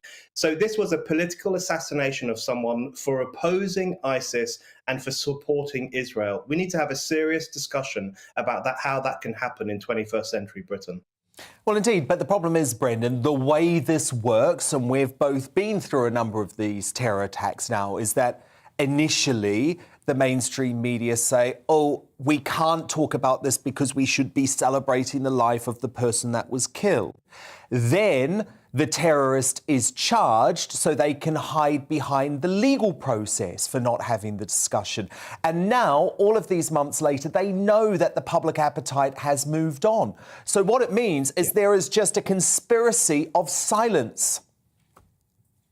Absolutely right. And we have the same routine every time there's a terrorist attack. You know, people might change their social media page for a while. They might put up some flowers, put up a sad image, or say, express regret for what's happened. We lay some flowers. We might sing a song, Imagine by John Lennon, or Don't Look Back in Anger by Oasis. Those are the kinds of things we do. And then we move on. And what the political class and the media class tend to say is that anyone who focuses too much on these kinds of attacks could be driven by Islamophobia. They might unwittingly stir up hatred for Muslims. They use these forms of moral blackmail to try to silence political discussion and try to silence people's feelings of anger about these kinds of mass attacks that have taken place in recent years. So I don't like the culture of conformism and the culture of censorship that surrounds these kinds of attacks. It's all a form of Islamist denialism where we can't get to grips with the fact that this scourge really does exist. I completely agree, Brendan, because they don't have the same sort of problem having the discussions if it's around trolling online, or if it's around white extremism, or if it's around racism. It's only when it's Islamist extremism that the media seems to want to find excuses not to talk about it. Yeah, and you only have to compare the horrific murder of Joe Cox by a far-right terrorist with the killing of David Amess by an Islamist terrorist, and the difference in the approach, the difference in the discussion. People still talk about the Joe Cox horror and they're right to. It was a terrible event. You know, people still make commentary on what that told us about the problem of the far right, the problem of right-wing extremism. But with the Amess killing, it's been subdued and it's been washed away from the public consciousness much quicker, I think, than the Joe Cox killing. So the comparison between those two things, I think, is really, really striking. And I think that one of the problems is there is this idea that Muslims can't cope with a serious discussion about Islamist extremism. They might feel offended, they might feel bullied. But the truth is that the majority of Muslims in this country are also opposed to Islamist extremism. They don't want these extremists in their communities. And a majority of them, I expect, would welcome an honest, open discussion about this political problem. So I don't like this paternalistic attitude of wanting to protect Muslims from offence and this censorious approach to a real problem of extremism. We really need to tackle this head on. Indeed, because until we start having the conversation, Brendan, this will keep on happening. These homegrown terrorists will keep on killing, and it has to be pushed up the news agenda, and that means the mainstream media having brave conversations like the one that we've just had. So I really appreciate you coming on, Brendan O'Neill, to deal with this horrible breaking news today, and I hope he rots for the rest of his life behind bars.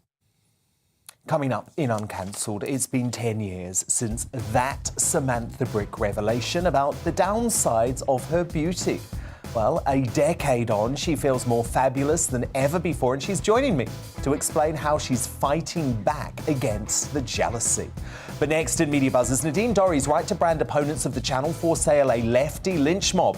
My superstar panel return to debate that after the break.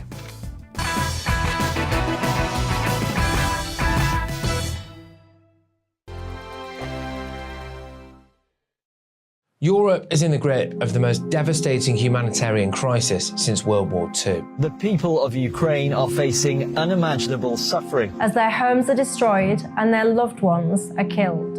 Millions of people are being forced to flee for their lives, carrying only their children, their pets, and the clothes on their back. The pain, loss and destruction grows by the day. The people of Ukraine urgently need our help. Already a vast humanitarian operation is underway. Britain's Disasters Emergency Committee, or DEC, brings together 15 leading aid charities to respond to overseas disasters quickly and efficiently. These charities include the British Red Cross, CARE, Oxfam, Save the Children and World Vision. Their teams are working on the ground in Ukraine and neighbouring countries to bring vital aid to those who need it most.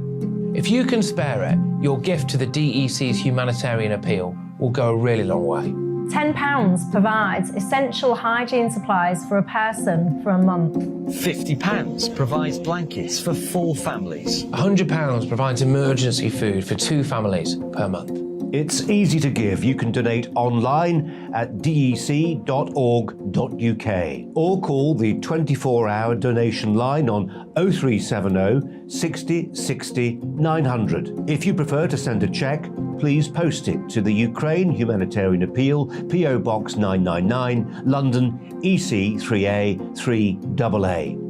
To give £10 on your mobile, simply text the word crisis to 70150. Standard network charges apply for calls and you must be 16 or over. Texts are charged at the standard network rate and your £10 donation will be added to your bill. 100% of your donation goes directly to the DEC to save lives and deliver critical support where it's needed.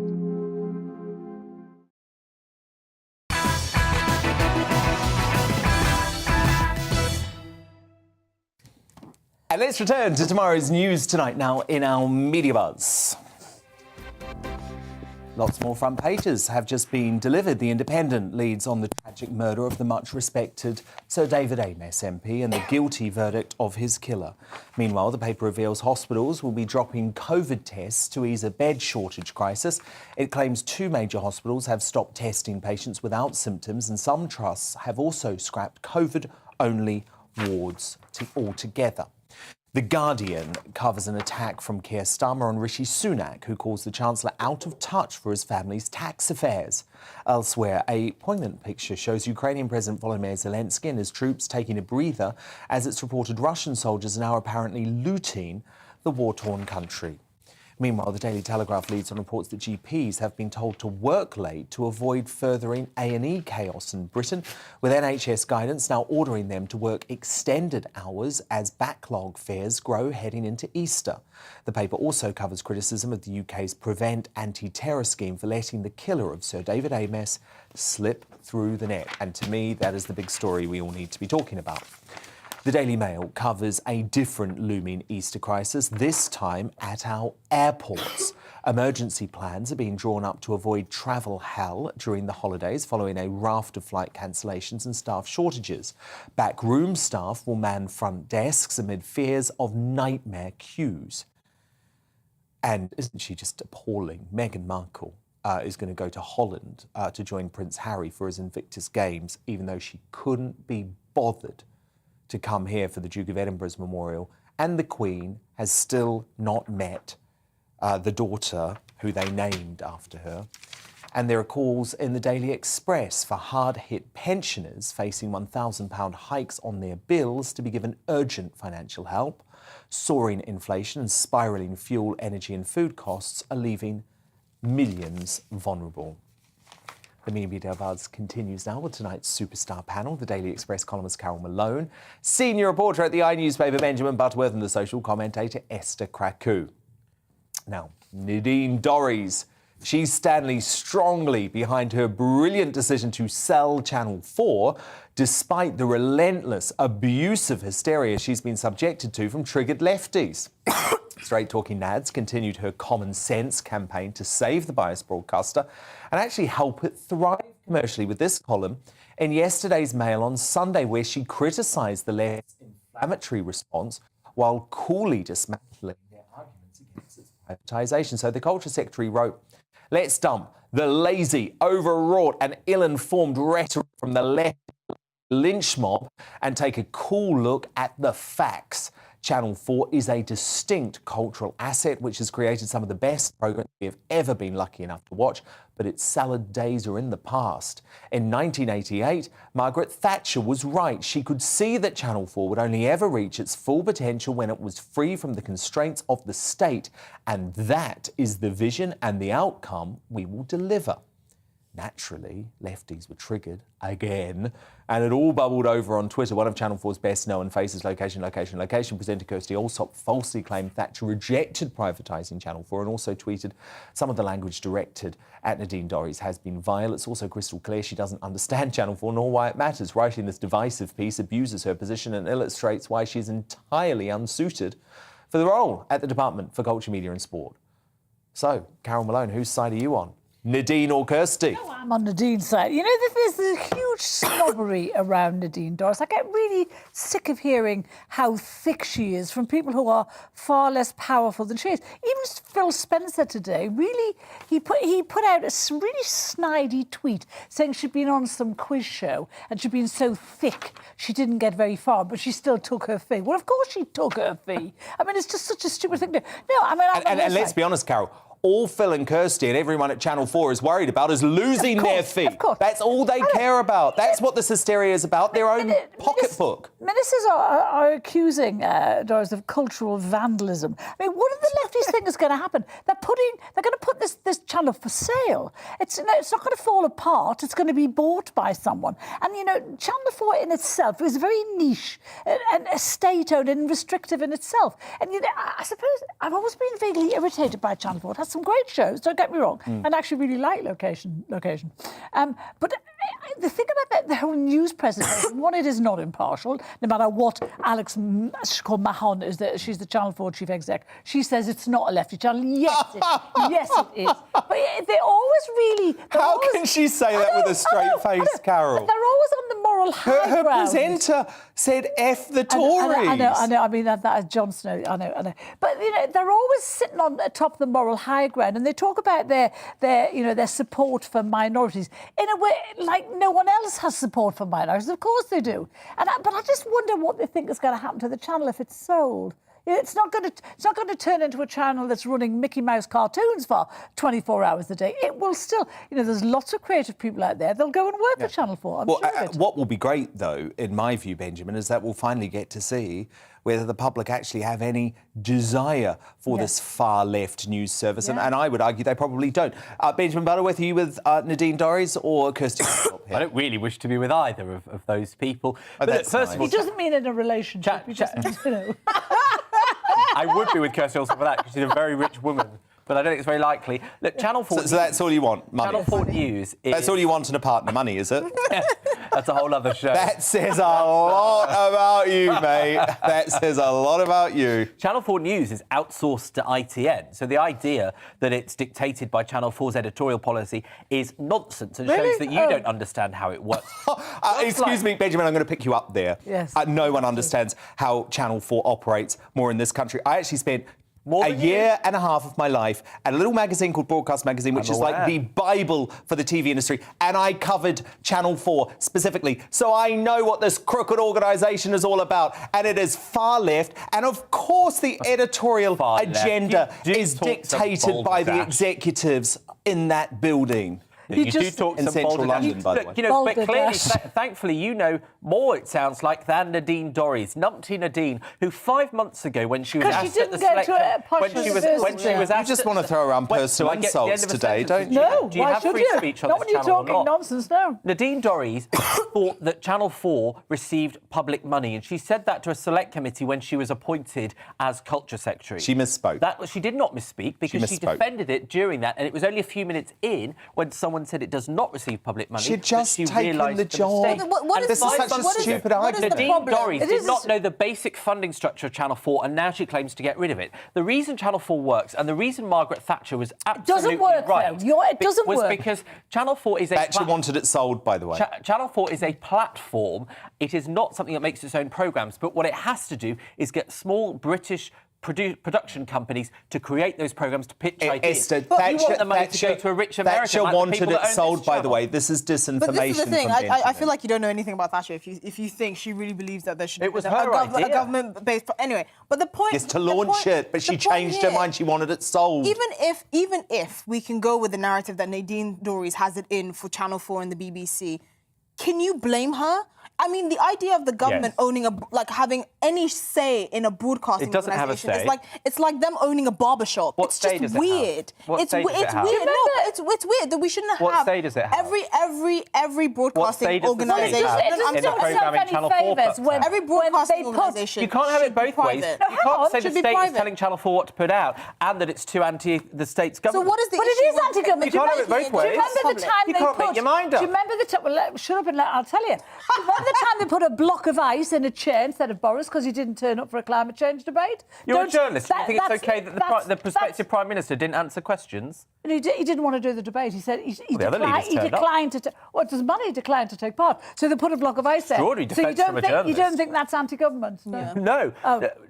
If you were doing a Block debate, of ice instead if you of were the doing a Prime debate Minister. and all the other leaders turned up and one didn't, what would you do? You'd point them out. He said he wasn't coming. Why don't you just put a picture of He his said he face? wasn't coming. A block of ice, Didn't put really? anybody up. Look, I mean, Benjamin, for you to literally sit here with a straight face, and I can tell, look at his face, look at his face.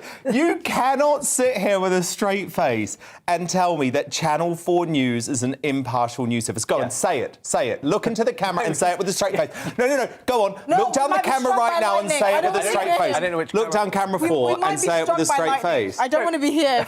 No, you won't say it because it's not impartial. It's biased. Oh, well, So when you John, want biased news? You want so news when sat John here? said, when John Snow said what he said, Number that's not one, biased, is it? GB News is not owned by the public. Number two, I am very open about the fact that I'm honest about what I think, and that's my issue. You've got Jon Snow, who read the news for decades and decades at Channel 4. He would go to events and he would say, F the Tories, and then would go onto the news and pretend that he was not biased. Everyone knows what I think. I'm honest with these guys about what I think. Then you have a problem with ITN, who makes Channel 4 News, not Channel 4. Channel 4 never made programmes. Look, the truth is, I'm with Margaret Thatcher that Channel 4 was a brilliant idea and that it continues. Well, if you're with Margaret Thatcher, she would have wanted it sold by 1988. You want some big American she's not company half of British to industry. come How in can you possibly and say take that? half that money out of British production companies and they're not stick it into Americans. I mean, this is just ridiculous. Channel 4 this year produced half of what Netflix does. But also, on Carol, British it's a production. complete joke because Channel all you have 4, to do is Craig. look at Netflix and see that they want British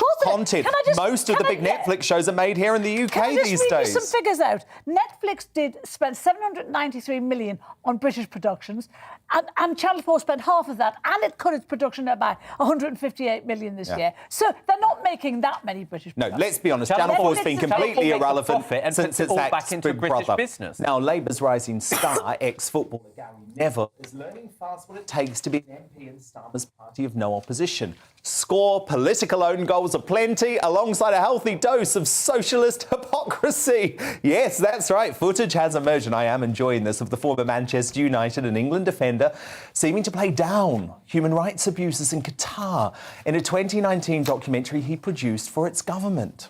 There is a real struggle to find out what the real number is, but at the moment we can't disprove the number of 3, and we certainly can't prove the number of 4,000.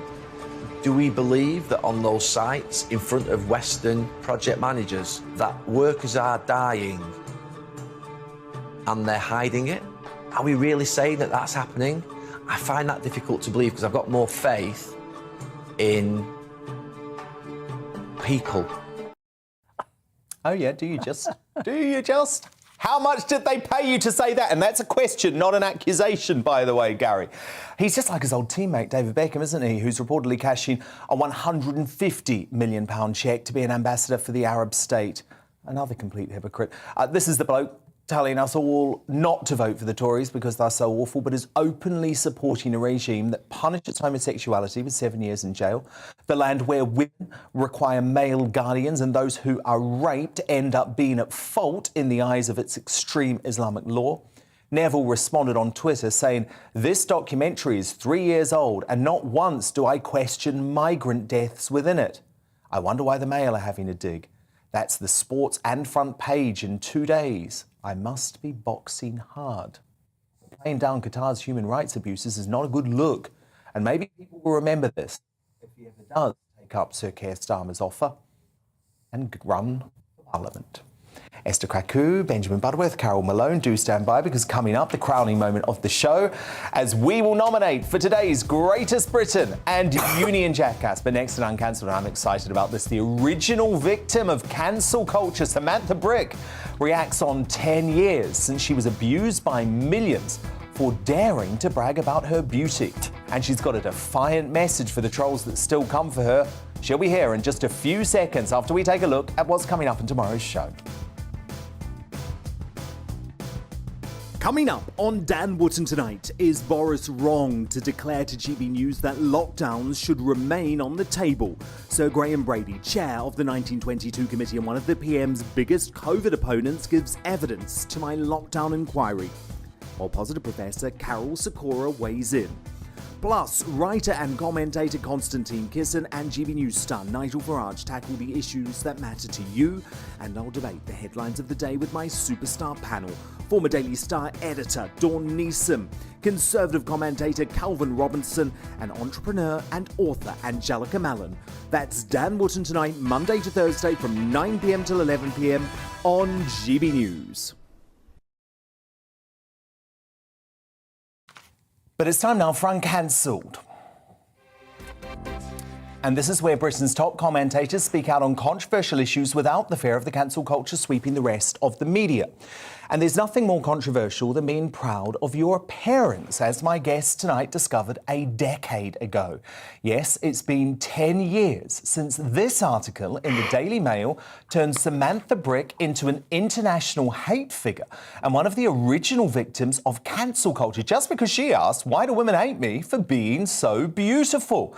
Social media went berserk, with the Mail's Facebook page receiving 1.5 million comments on the article in 24 hours, and trolls queuing up to tear Samantha down, with one even telling her she should be, quote, bricked to death. Samantha was dragged onto TV in the US and Australia and forced to defend her body confidence. Before that was even a concept, really. Well, and I can't believe this, Friends actually ditched her over the controversy. While she tried to make the most of her infamy, appearing on shows including Have I Got News for You and Celebrity Big Brother, the ghost of that article is still following Samantha around a decade later.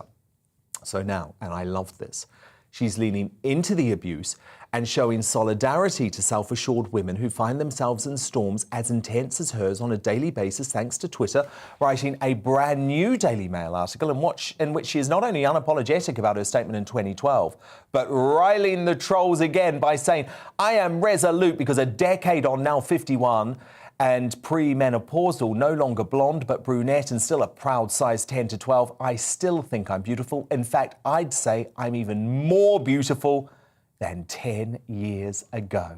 And Samantha Brick joins me now. Samantha, you put yourself through it again. I am so impressed with you. What was the reaction like a decade on? Oh, well, thank you for having me on, Dan. I'm such a fan, first of all, and I love my introduction, so thank you. Do you know, I've been going back and forth with my Mail editors for about 6 months on whether I should do it or not, because I thought, oh my God, do I stoke the trolls again? What will my family think? What will my best friend think? Because the first time round, I just wrote it. It was one of those things where something happened and it was a real kind of, you shoot from the hip, you pitch an idea, everyone goes, oh my God, I love it, write it for us now. You write it, you file it, and you know what it's like, Dan. It didn't run for a few weeks, so I didn't think anything more of it. And then on the morning it ran, that's when my world changed forever, really. So when the anniversary was coming up, you know, and it's the same editorial team at the Mail, they're fantastic women. I love them so much. They're like, come on, will you do it again for us? Reflect back on what's happened over the last decade. Because so much has happened, Dan, as you know. We've had the Me Too movement, body positivity. And, you know, when that article first was published, trolls weren't really a thing back then. No. And, you know, at the time when I wrote it, I lived in the middle of nowhere, in the middle of France. I just got married. I was totally out of the London media scene. I didn't really realise what a kind of massive tool Twitter was for sort of the general population. And so, yeah, I did dip my toe back into this with a bit of trepidation. But when I started writing it and started thinking about it, I thought, you know what? I have got so much to say.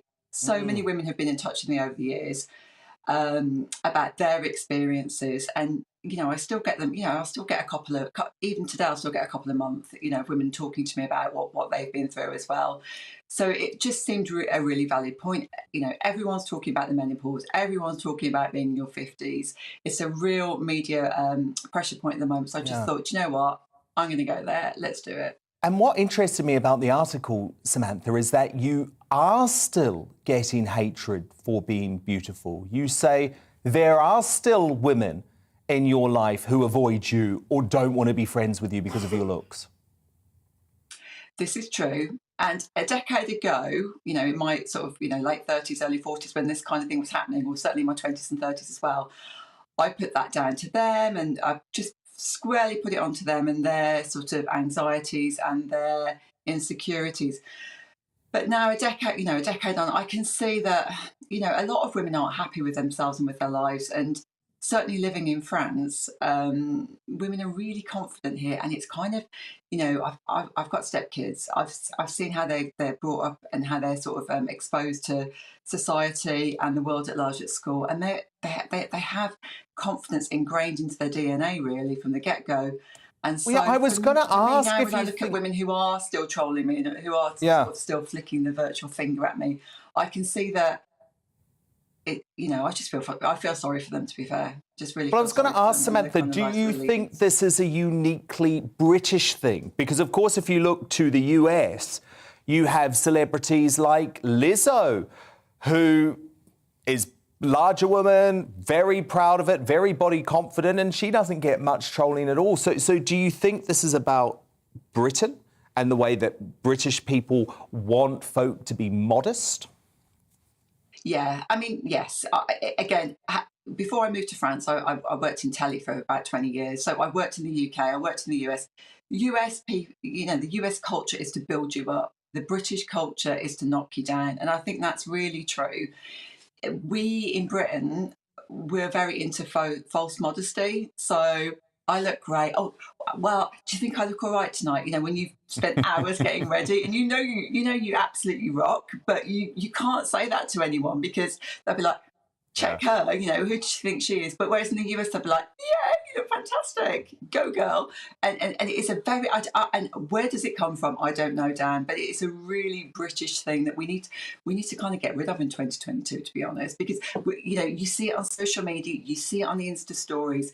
You know, I've got nieces. They can't be out and proud about how great they look, and they rock. All girls of that generation rock, whatever they're wearing, however they're looking. But even today, in this century, they cannot say that without someone wanting to slam them for it. Well, stay beautiful, Samantha Brick. I am so glad that 10 years on, you're now officially uncancelled. It's time now to reveal today's greatest Briton and Union Jackass. My superstar panel return to reveal theirs now. Carol Malone, who is your nominee for today's greatest Briton?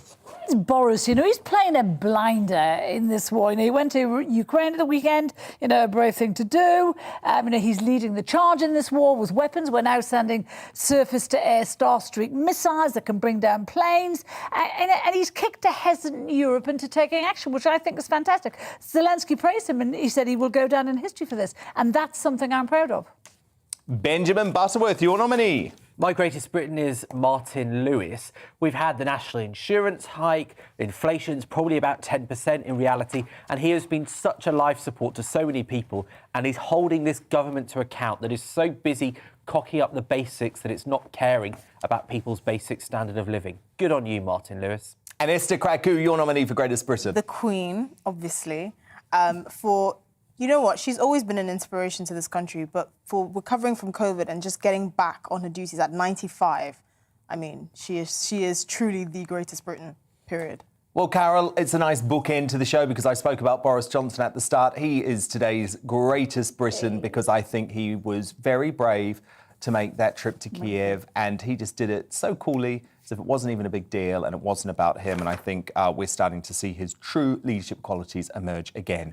Union Jackass time. Carol Malone, your nominee. Mine is Cristiano Ronaldo. He petulantly smashed a 14-year-old's phone on Saturday after this was shocking. This was shocking. He smacked it out. This young lad called Jay Kelly. And I think we've got it this moment, we got it Carol. right. He smacked it out of his hand, smashed the screen and everything. And it smashed to smithereens. I mean, the kid was just trying to take a photo of him, you know, a film of him coming out the tunnel. Anyway, Ronaldo put a thing out on Twitter, realising how stupid he looked. He apologised, but it's too late. He showed his true colours there. He's got kids of his own as well. What an example to set. Benjamin Butterworth, your nominee. Mine's Brooklyn Beckham, who got married at the weekend. No one gives a damn about your wedding, Brooklyn, but also just spend millions of pounds when so many people are struggling at the moment. This pampered nobody showing off to the world, and the rest of us, apparently we can't escape hearing about it. So I'm sorry, someone needs to call out the fact that no one gives a damn about this couple. They're useless, they've achieved nothing, and they don't deserve all that money. You're completely right, Benjamin. I actually wrote a column about this today. Tell us how you really feel. But I'm going to pick up on you because you know it's actually now Brooklyn Peltz Beck. I was just about because to he's say. taken the name of his wife, Nicole. That's apparently the type of woke move you would approve of, Benjamin Butterworth. But what cretinous people? What cretinous people? Why do we need to know about their £50 million wedding? No thanks. Awful. Esther Kraku, your nominee. He should be my union jackass, but okay. Mine too. This is an OG. I know. Jacinda Ardern, after basically locking down New Zealanders for 2 years, saying that she doesn't actually agree with the concept of COVID passports because it's not in the Kiwi spirit. Doesn't that face just annoy you? I mean... It does me. But I'm actually going to go with Benjamin Butterworth and Brooklyn Beckham on this. Yes. I'm very wound up by hearing of this wedding. Carol Malone, Esther Kraku, Benjamin Butterworth, a fabulous superstar panel. Thank you so much. As ever, thank you for your company tonight. I've loved it. I hope you have too. I'm back again tomorrow from 9 p.m, but Headliners is up next. Good night. Hello, I'm Aidan McGivern from the Met Office. Warmer and drier weather is on the way for this Easter weekend. But before that happens, some cloud and rain to talk about. Those outbreaks of rain are currently moving around an area of low pressure which sits to the southwest of the UK. With that low to the southwest, various features are running north as we go through tonight and introducing a lot of cloud and showers as well as longer spells of rain. For example, northern and eastern Scotland turning particularly damp through the early hours, with further heavy showers moving up from the south by the end of the night. Even some rumbles of thunder for Wales and the southwest. 10 to 12 Celsius at the crack of dawn on Tuesday. In the south, 5 to 6 further north. But a lot of low clouds, mistiness awaits us as we start off Tuesday, and further bands of rain or showers